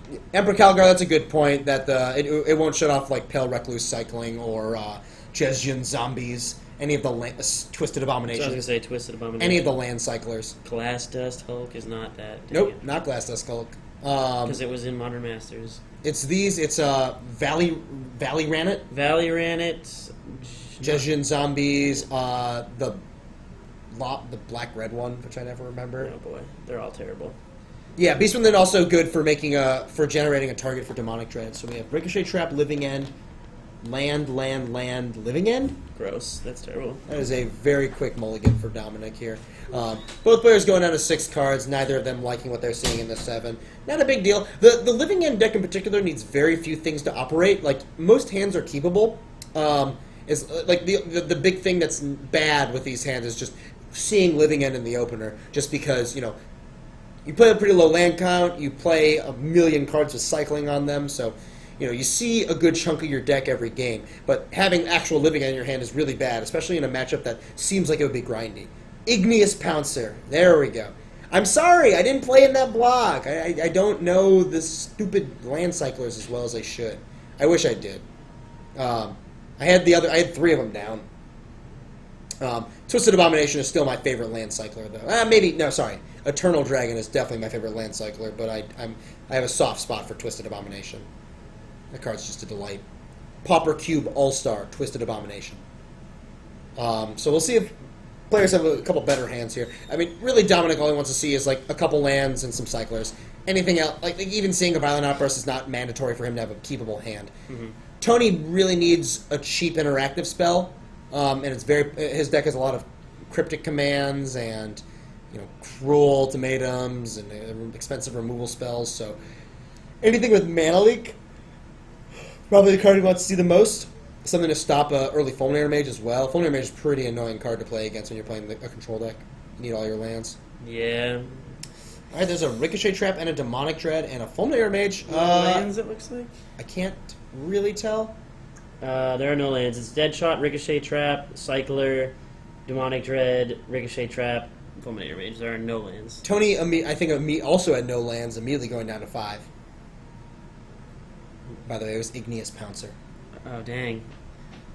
Huh. Don't know how I didn't know that. I had no idea. Here we go. The Pouncer.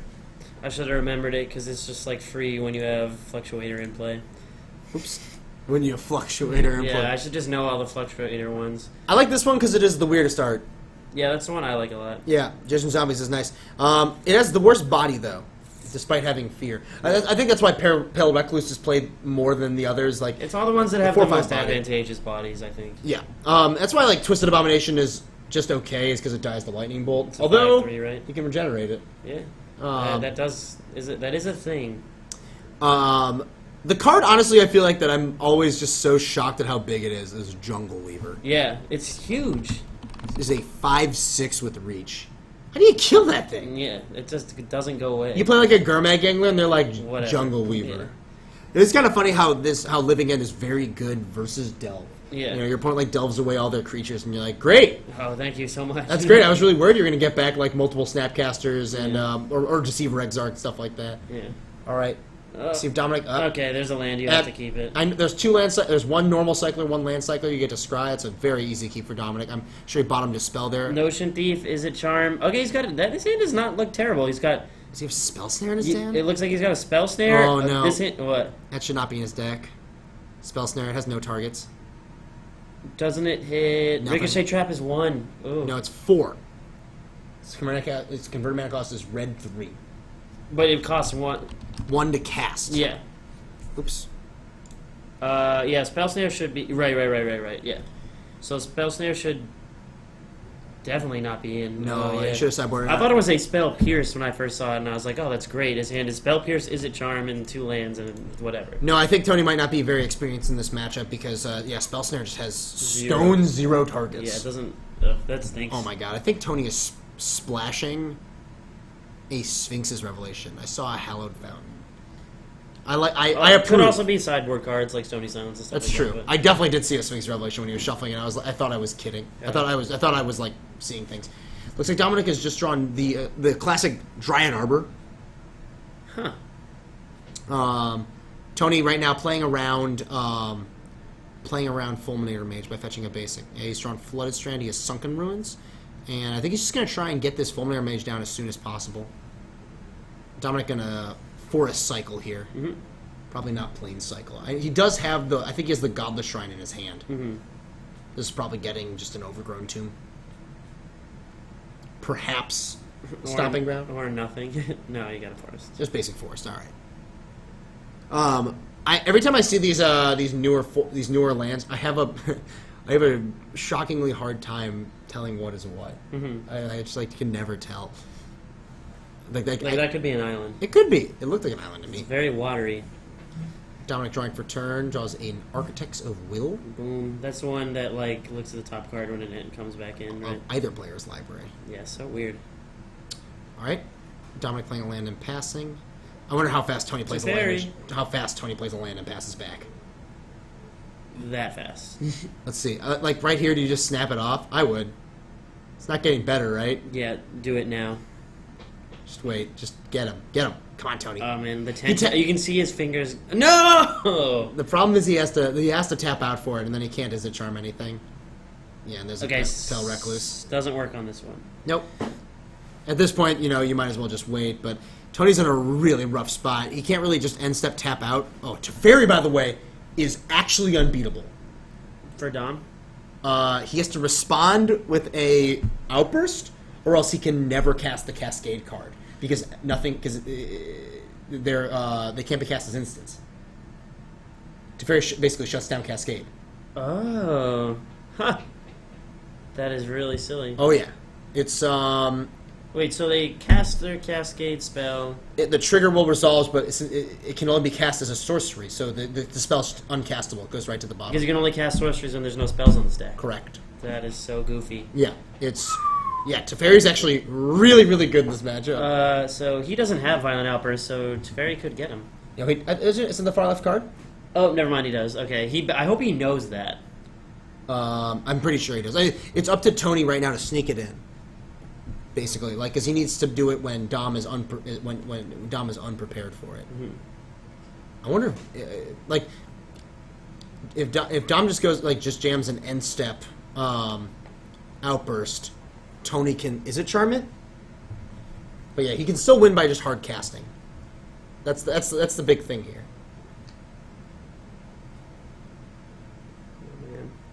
It's because Teferi reads only any time a player can play a sorcery. I think. Yeah. Oh, it's so ugly. Yeah, please. Each opponent can play spells only any time he or she could play a sorcery. Yeah, so there's a spell on the stack, you can't do it. Mm-hmm. Even if you suspend, you can't cast it. It's your upkeep. You can't cast sorcery then. Mm-hmm. Sorceries can be cast in your main phase as long as no spells or abilities are on the stack. Exactly. Yes. So right here, if Dominic just jams the Violent Outburst, Tony responds with Teferi, brick. You cascade into an uncastable card. Man, I hope neither of them knows how that works, and we have to explain it. Oh, that would be awesome. And I feel like I'm not convinced that both players do. Just because. But I think Tony might, because he sided it in. No, I think it's in his main deck. Oh right, no, yeah, he's playing Mystical Teaching. Sorry. Well, I think as long as the correct person knows, doesn't matter. Dominic just has all land. I think his hand is 3 or 4 lands, and Violent Outburst. Uh-huh. And right now, Tony, I think you just wait if you're Tony. You have to draw another land. And even Doesn't. then, all right. So this sort of gets you there. No, it shouldn't just be. Not really. I mean, you honestly still have to wait. You just have to wait for Dominic to. Don't you do it right now, though? No. No, you do. No, you do not do it right now. Because you play Teferi and Izzet Charm, right? Oh, yeah, He missed that was his the offer. spot. That was the it. spot. Yeah, Dom yeah. fetched in response to Teferi. He Violent Outburst. You Izzet Charm it. He has 1 mana. That is yes. That is exactly when you were supposed to cast it. Yeah. Ooh. Missed opportunity. Oh man, Such that's a really bummer. unfortunate. I really wanted to see that happen. We still might see it happen. At some point, I think Dom is going to be incentivized. Or not. He's never going to run out of mana, basically. His hand is so unreal bad. Yeah. Oh, jeez. Man, it bums me out when there's an opportunity for extremely tight, smart, awesome play and it gets missed. I'm just like, dang it. I think we're going to see a Notion Thief come down, and then Dominic will respond with the Violent Outburst. Sure. I would have also cast an Ocean Thief earlier because it is a 4-1 on an empty board. 3-1. 3-1, sorry. 3-1. Not an empty board anymore. You can block with Dryad Arbor. He missed out. The downside here... He would block so fast with Triad Harbor, too. Really, that was, I think, Tony's one chance. Yep. Right when he fetched, because then you can't Violent Outburst and pay. Like, right now, if he just jams this... Yeah, he's just going to go for Notion Thief. You just immediately... You definitely respond. You don't play... The thing is here, if Dominic thinks he wants to play around Mana Leak, he doesn't want to cast it. And that's the thing, like... He just did it, yeah. Oh, no. So, like, now we're in a weird spot. Oh, God. Attack for 3? Does he block? You block. It's that block, right? This is a just very block, yeah. quick block. That is the easiest block he's had to make. Creeping Tar Pit. Tar Pit's a nice one. And a pass. So let's see if Dom jams. If Dom jams, then that's where Tony sort of gets rewarded for waiting here. That was that's such a small window. Yeah, they both had these tiny little seconds, and they both like kind of passed by. All right, so if you're Dominic, all right, so he's gonna cycle the Architects of Will here.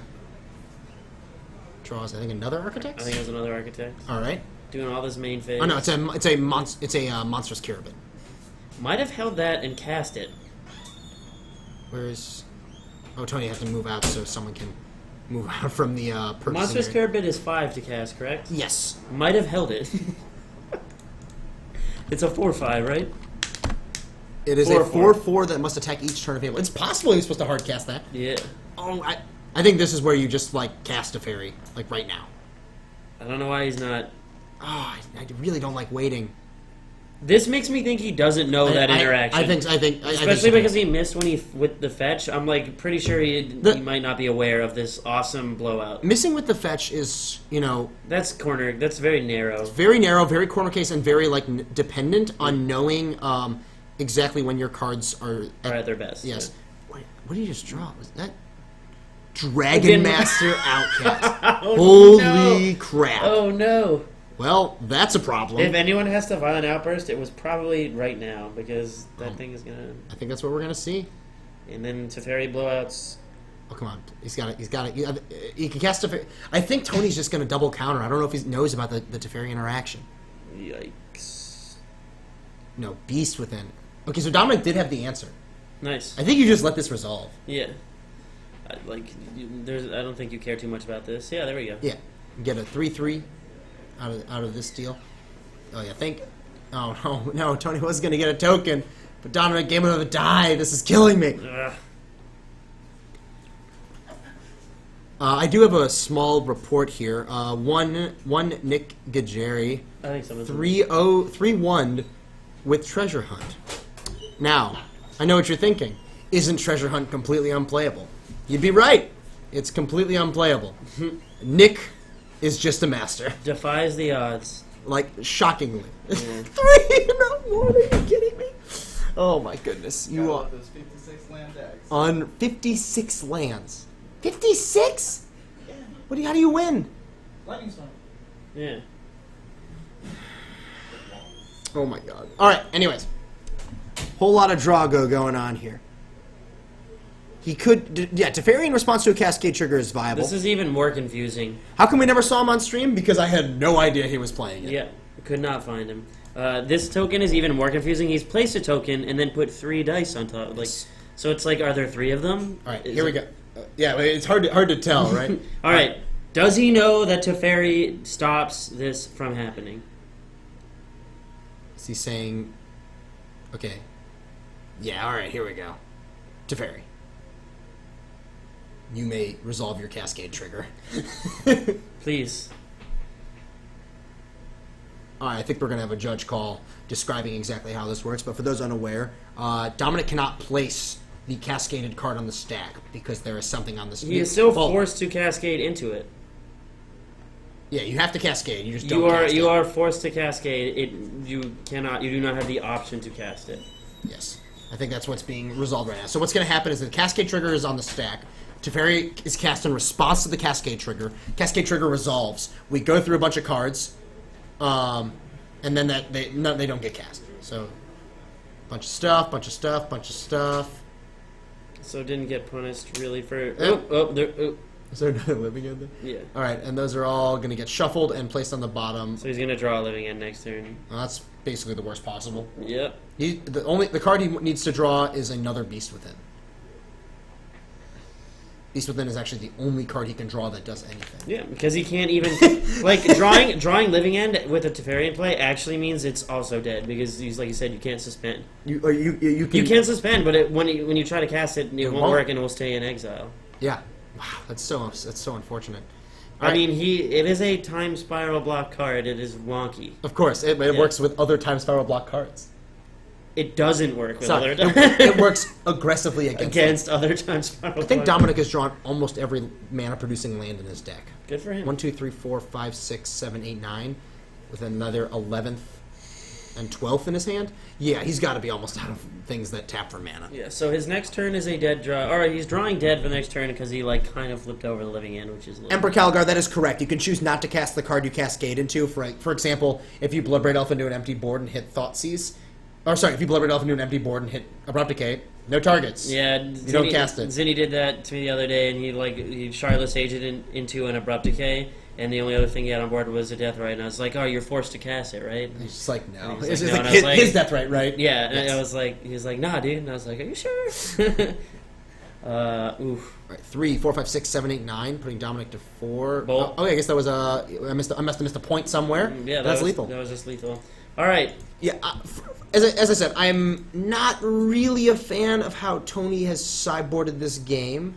Spell Snares need to go, Yeah. and I will say there were both players definitely missed their. They each had a window. Tony's arrived first. Yes. He missed it. His was extremely narrow. Extremely, yes. Dom's was a little more I think him being too cautious. Yes. You know, because what's the worst that happens if you cast Violent Outburst and it gets mana leaked? You cast it and it got mana leaked. You It's have fine, more. yeah. I think Dominic was just waiting for a backup. He Yeah. wanted two. Yeah, but honestly, your opponent wasn't. Yeah, I would have. Danielis, I don't know what the deck list was exactly, but I can say that the deck had 56 lands in it. Yeah. Do you think he just had 3 treasure hunt? It probably had 55 lands, you think, right? How many treasure hunt? 3, 4, 1 lightning storm? No. So yeah, it's 4 treasure hunt, a lightning storm, and 55 lands. But that really does seem too slow to me. It's like something like that. I don't know. Sideboard is an unopened pack of Dragon's Maze. Oh, that seems like a great sideboard right there. Yeah, we are going to game 3 here. Nice. I think Tony reevaluating how he's sideboarding. He has those shackles in his sideboard, which seems pretty loose in the deck. Honestly, I don't think you have enough islands In your 3-color deck. Yeah, I think Dispel is far better. Bringing in Shriek Moths, that's a good idea. Who? Dumb. Oh, For the yeah. For Teferis. Teferi, it seems fine. Yeah. And Notion Thief. Oh my It doesn't hit Notion Thief. Oh my god. Oh my god, Tony brought in Nicol Bolas. Whoa. I hope it comes down to that. I Whoa. sincerely do. What? Yeah, I would run Zombie Hunt with 2 unopened packs in the sideboard. Oh my god. Zombie Hunt? What is that? It's Treasure Hunt, but there's a zombie card you play in it. It's not like an actual card. Oh, okay. Wait, is it not an actual card? I don't think it is. Look at this beautiful World Wake common. I got this. This is the only NPR promo, one of 2 NPR promos I received. But it's really good looking. It's pretty goofy. There's a dude who's hunting for treasure, little fish dude. But yeah, it's not bad. Yeah, it looks like he had 6 to 7 islands. I mean, that was a lot of lands in play. I saw the reasoning I'm not too into that is because if I'm playing a Shackles in my deck, I want to have maybe 3 non-islands. Sure, right. Oh, I see. Treasure Hunt plus Zombie. Okay, sure. I like the idea of winning with Lightning Storm, although obviously you're a little more susceptible to counter spells. Or Pithing Needle. Probably just never be Pithing Needle. I probe my opponent, see 7 islands. I play a Pithing You're Needle. just blind. You're playing Lightning Lantern. Storm. You're just Lightning Storm. Lightning Storm. All right, next game. Scoop it up. Yeah. Mulligan to 1 land Pithing Needle. Who doesn't love Treasure Hunt? Obviously, no one knows what's going on here, so I'll put the text version of it. Yeah. I played this card in Standard Polymorph because drawing Emrakul was bad. So you... Oh, sorry. I played Sea Beyond. Excuse Yeah, me. it's Sea Beyond. Sea Beyond is a valuable Magic card. It's a good card. All right, what do we got here? Living End, Cycler, Living End, Land. 2 Living Ends is not. I think you can never keep 2 Living Ends, basically. 1 is like the other cards in your hand have to be the nuts. Yeah. And 2 is you can't even ever keep it. I think Tony's finally keeping 7. It's not very exciting, but it has a sideboard card. He has Deprive, Rakdos Charm, and 5 lands. All I'm right. pretty sure I'd very quickly keep Yeah, that. Rakdos Charm is a blowout. Yeah, Rakdos Charm's a blowout. Deprive is a hard counter. Yeah. Hard counters are much more valuable than So soft counters. what this in means is matchup. he's going to make his first 5 land drops and have 2 reactive spells. So that seems great. I think that's exactly the sort of place you want to be here. Dude, See Beyond rules. You put Eldrazi Conscription back in your deck, and then you cast your Sovereigns of Lost Alara. And you can still and get it. attack with your Lotus Cobra. Or your Birds of Paradise. That's my favorite Or your one. Birds of Paradise, and then they try to kill it. You activate your Knight of the Reliquary, getting Sajiri's dead. Mm-hmm. And they're like, all right, 12/12, Annihilator 1, great. I'm a fan. What turn is this? 4? Okay. We're playing Standard, right? Conscription was a really dumb deck. But really cool, I think. Yeah. For those wondering. It was these goofy spirits. Fun fact, in a modern tournament, in a modern PTQ that I was playing in, Yeah. I played Merfolk at this PTQ. Nice. Nope. I saw a Mythic deck top 8. Yeah, I've been like trying to make that deck work in Modern forever. Do you know how he killed his opponents? What? Inkmoth Nexus. One shot. Jeez. One shot, yeah. Animate my Inkmoth deck? Oh, that's so tilting. Nope. Did they list it as like Bant Infect? No, it was. I think it was still Conscription. I mean, you Okay. know, it's a deck that it still played like 4 Knight of the Reliquary. Yeah. Played To 4 get your Inkmoth Nexus. obviously. Oh my god. Played. I think it still played. I believe it played Lotus Cobra. It certainly played Noble Hierarch. Oh yeah. All right, see Well, it's Dom's like, 5. If you go like Lotus Cobra or turn 1 Noble Hierarch and a Lotus Cobra and play a fetch and then don't crack it, and then play a fetch next turn, you have like 8 mana. Yeah. So like How do you feel about sideboarding out the Dryad Arbor in this matchup? in favor? Are you supposed to? I kind of want to. Doesn't seem great against. Yeah, I don't know.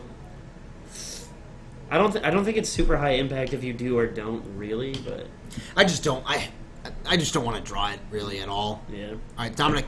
I think he's scribed to the bottom. He's going to Blackleaf Cliffs go. He's keeping a pretty high land count hand on 5 cards, but he has lots of cyclers, so we'll see. You're going to see an end step cycle of Architects of Will. Do another Ricochet Trap He's got double Ricochet Trap. Oh, there's another cycler. All right. and another fast land. This is fine.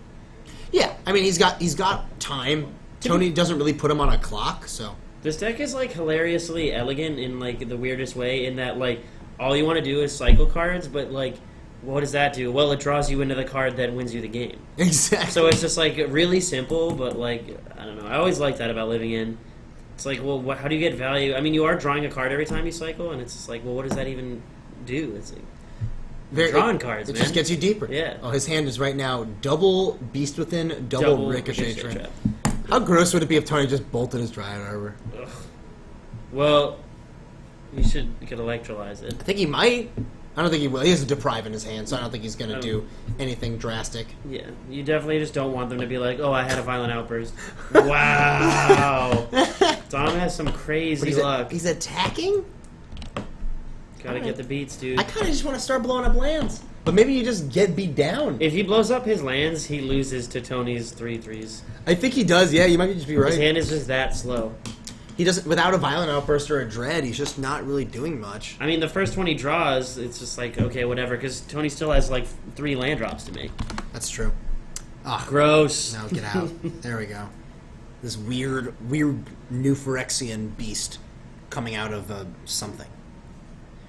Kill the weak so they can't drag the strong down to their level. This is true compassion. I don't know what that means. Yeah. Oh yeah. End step, electrolyze your Dryad Arbor in you. Well, yeah, now he doesn't have to... You can Ricochet trap it? That doesn't work. that does not work. Does it not? You redirect... Yeah, it has to have a single target. Single target, yeah. If he targeted both of them, at the Dryad Arbor. Yeah, he could just be like, no. No, you instead. You still get to draw a card. But Getcha. All right, so Tony drawing that. Tony feels very far ahead here. Dom's not really doing much. Tony has a counterspell and a Rakdos charm. Yikes. I think we might just see him fire off another Electrolyze. And there's a pass. Yeah, this would make me want to just... Oh, he's just going to be conservative. Wait. Up. I think he is going to fire it off. Is he going to bolt? Bolting makes sense, too. Yep. You only bolt... Wait, he left them in, though. I think leaving in bolt is better... Anything is better than Spell Snare. Sure, yeah. Spell Snare, again, no targets. Not a single hit in Dominic's deck. Yeah.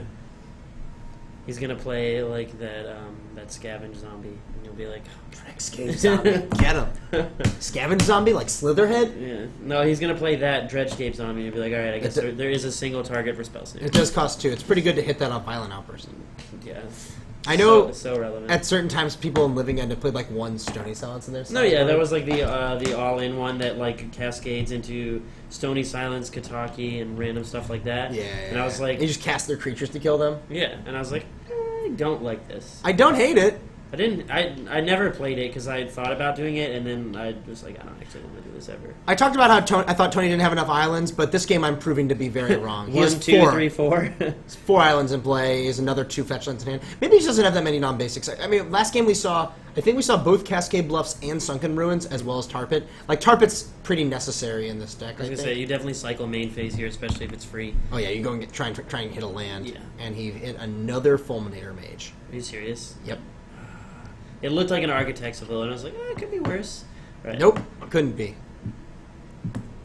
Although Dominic still has time. Yeah, Like, there's not. He just has to fight through counterspells, and if he had been making land drops, his hand fights counterspells pretty easily. yes, that's the problem. Like, missing on his land drops means that he's really far behind, and he's not going to be able to leverage these ricochet traps very well. Because he's got 3 of them. Shackles against other Grixis decks or Jund used to be great before they printed Kolaghan's Command. It's gotten quite a bit worse since then. As someone who played that card in a world of Kolaghan's Command, it didn't feel great. All right, There's a land. here's a land. The question is, do we just start jamming? Yeah. Yeah, I Might think as so. well. I mean, you have all these cards in your hand. I think, Oh wait, no. Rakdos Charm is going to blow him out no matter what. eventually. Yeah. I mean, like, if you're Tony, you just don't really care about these lands. It's going to just electrolyze in response. I don't know, Snapcaster Bolt you. Oof, that's not good. I like this. Yeah, from- it's not good for Dom. Nope. Yeah, that is a really bad I exchange. think we're also going to see an electrolyze on end step. I like that too. Get the beats in. Yeah, you want damage here. Probably just going to get a basic mountain. Something that's cannot get. Yo, it's just going to get ski fence. I mean, you are pretty dead when you're dead against this deck, so like not too much lost by bolting yourself there with the fetch. Nope. All Like right. usually at this point in the game, when they're violent outbursting, it's for like 25 points of damage. so Exactly. Whatever. All right, electrolyze you and draw a card. Untap. Looks like Tony's got, and there's the notion. The Notion Thief with Deprive backup. This is gonna be pretty bad. I would just play the Notion Thief now. No, you leave up your counter magic. Might as well just leave up your counters. Doesn't really matter very much. Yeah, these lands needed to come much earlier, along with a Cascade spell. Absolutely, and Dom is missing both. I don't know how he's going to be able to get out of this one. This might just be the end of it. Killing that Tarpit was pretty important, though. Otherwise, he would just be dead next turn. Yes. Let's see. Yeah, there's another Fulminator. If you're Tony, do you even do anything? No, and if you're Dom, you just leave it as a blocker. Yep. I think now we just flash in the Fulm. We definitely flash in this. Notion Thief. No. Dang, dude, that's weird. Oh, Vendilion Click. Block. Vendilion- Yeah, not even. Oh, No. He is going to sacrifice. Interesting. I think I'd have gone after the one black source, Yeah, he would have not been able to cast Notion Thief. just because I haven't seen a white card. If he cycles, you cast Notion Thief. Right? It's another Fulminator Mage. Fulminator Mage. Do we Uh, deprive this no, one? No click in the upkeep either. Yeah, an end step click. Okay, that's fine. Dominic can cast. Be dominant. Can't really Target yourself. Yeah, just no. He's gonna go after He you. wants to know. Reveal. Let's see. 1 trap, 2 trap. 3 Beast Withins. I think this is where you go keep them. Yeah, you can have all of those. None of these cards do anything. You could take a trap Actually, I think it's okay to take a trap here. Just because you have 2 interactive spells and Dom has red mana to deal with it. Although you have what? Like, it's awkward that Tony didn't cast that Notion Thief last turn. Yeah, he had a couple of turns where he could have. Well, Just one turn, I think. Really. all right, he drew. Yeah, he drew. So yeah, he. It is weird that he didn't cast it. Batterskull. Batterskull. That's a we don't have enough good cards to Yeah. to put in our deck. We need more one-ofs, please. I'm a fan. Yeah. Although you can't get it with teachings. No, you get Steel Shaper's Gift. No, it's a sorcery. Dang Oh no! Dang And it. so is Fabricate. How unlucky. it. I think this is where you trade if you're I Dominic. think this is where you play Leyline of Anticipation in your main deck. Ooh. All right, we go after the Watery Grave and take 3. Not looking good here. He really, really needs to draw a Cascade spell. And even then, I don't think he can force it through with the Rakdos Charm. Rakdos Charm plus Deprive. He could beat 1 Yeah. because Rakdos Charm targets. Yeah. Right? It's target player's graveyard. Yeah. Exile. I hope it's not opponent. Target player's graveyard. Yeah, so So if Dom had an extra land here and a Cascade spell, he would actually be able to resolve it, wow. which is kind of insane. Yeah, it just goes to show it could have been a very close game here. Yeah, Dominic honestly drew very poorly in this game. I mean, mulligan to 5 and then just drew, he His mono hand- 3 drops and bricked on uncastable Yeah, his spells. hand was very decent too. Yeah, Trap can absolutely redirect Rakdos Charm. Mm-hmm. It redirects spells with a single target. All right, so we're going to see a cycling of Monstrous Carabid. Uh, Tony could respond with Notion Thief. I don't really. I mean, if you weren't doing it before, I don't think you do because then you open yourself up to somehow getting blown out. I think, right? No, wait, No, you know you his know his hand. entire hand. Yeah, never mind. You do nothing. just say sure. Doesn't matter. You do nothing. I don't think there's a single card he could draw that wins him the game. Just show him the Deprive. The Deprive is going to get him. Just put your hand on the table and he'll concede. There's a pass. Untap. I mean, he can Tony. still. He can. Sudden shock. Yeah. Oh, I drew Bolt too. He could Beast Within here, but In it's combat, but it's going to get countered. just Deprive. It's just going to let it happen. Oh, because he has bolt. Yeah, it's just like I. All right, and that's it. Tony going to take it down. Grixis Control beating Living End is going to be our 4-0 player for the day. Or one of I think 2 4-0 players. Yeah. Had a good number of people here. But Wow. yeah, Grixis Control taking down Living End, and what I think is a pretty tough matchup for Grixis Control. Yeah. Whenever I play a control deck, I'm horrified to play against the friggin' 4 Fulminator Mage deck. Yeah. That could just keep recurring them. It's kind of rough. Oh, he has multiple mystical teachings. The Dragon Master Outcast is pretty goofy. I would not have expected that card to show up in his deck.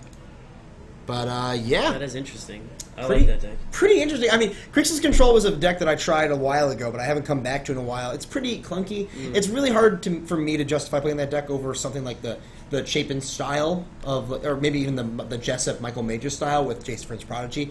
Basically, not playing Cruel Ultimatum. Expensive sorceries are bad. It's just modern has like moved away from that kind of a format. There are too it's many like- fast combo decks. Yeah, I know. The format started off like blazingly fast, Yes. slowed down a ton, Mm-hmm. and then sped way back up. Yeah. And now we have like all these zoo decks. We have amp. You still have all the fast combo decks from before that people are playing like maybe a little bit more. And yeah, it's really changed the pace of the format. Yeah, so Cruel Ultimatum just too slow. Too slow. Honestly, teachings might be too slow. I think too. teaching is definitely too slow. In any case, wanted to thank you guys for tuning in tonight. Yeah. Really good stream tonight. Saw a lot of sweet magic, a lot of good modern. Tomorrow we are streaming Legacy, hopefully.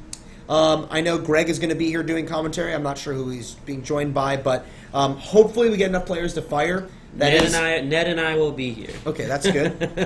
I will not be here, unfortunately. But yeah, a little unfortunate. You know, we have the Grand Prix in Seattle. A lot of local players are going to be going to that, so we're going to be down at least like half the number of regulars. Bob, Seckel, Tony, Yep. Kyle Houtman. Zeke, Kyle Houtman, Simon.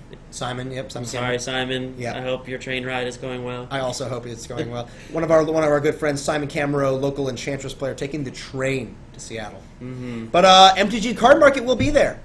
MTG Card Market is going to be at Grand Prix Seattle, so go say hi. Check them out. Let them know that the stream sent you to their booth. Yes, let them know specifically that Phil Silverman and Nathan Mullen Yeah. sent you there. Yeah. But yeah, you know, Tell them you love the stream and that it's awesome and that they should keep supporting it because it's fun. Yeah, they love hearing feedback from people. So yeah, please go say hi, say what's up at the tournament. It's your first real Legacy tournament. That's great. It's going to be super fun. Legacy is a great format. Awesome. I hope you have a good time. I also hope that. But yeah, we wanted to thank you guys for tuning in. Just to, I guess we'll reiterate the stream schedule while we're at it. Tuesdays we've been doing draft, although that's been a little intermittent now. Had a little bit of issues with that. But we always have Wednesdays Modern at 7:30 and Thursdays Legacy at 7:30 here on the north side of Chicago, beautiful Chicago, Illinois. MTG Card Market. Check out mtgcardmarket.com. All the singles you'll need. A lot of MTG content being ramped up there, video content, articles, and the like by a lot of notable Magic players and writers. A lot of SCG grinders and stuff. Yeah, It's Rudy, cool to read. Rudy Bricks, I know, is on there. Stephen Mann. Yep. A lot of really smart people. But yeah, we really appreciate your support of the stream. Follow the stream. Trying to rebuild that back up. And we hope you guys have a good night. Thanks for tuning in.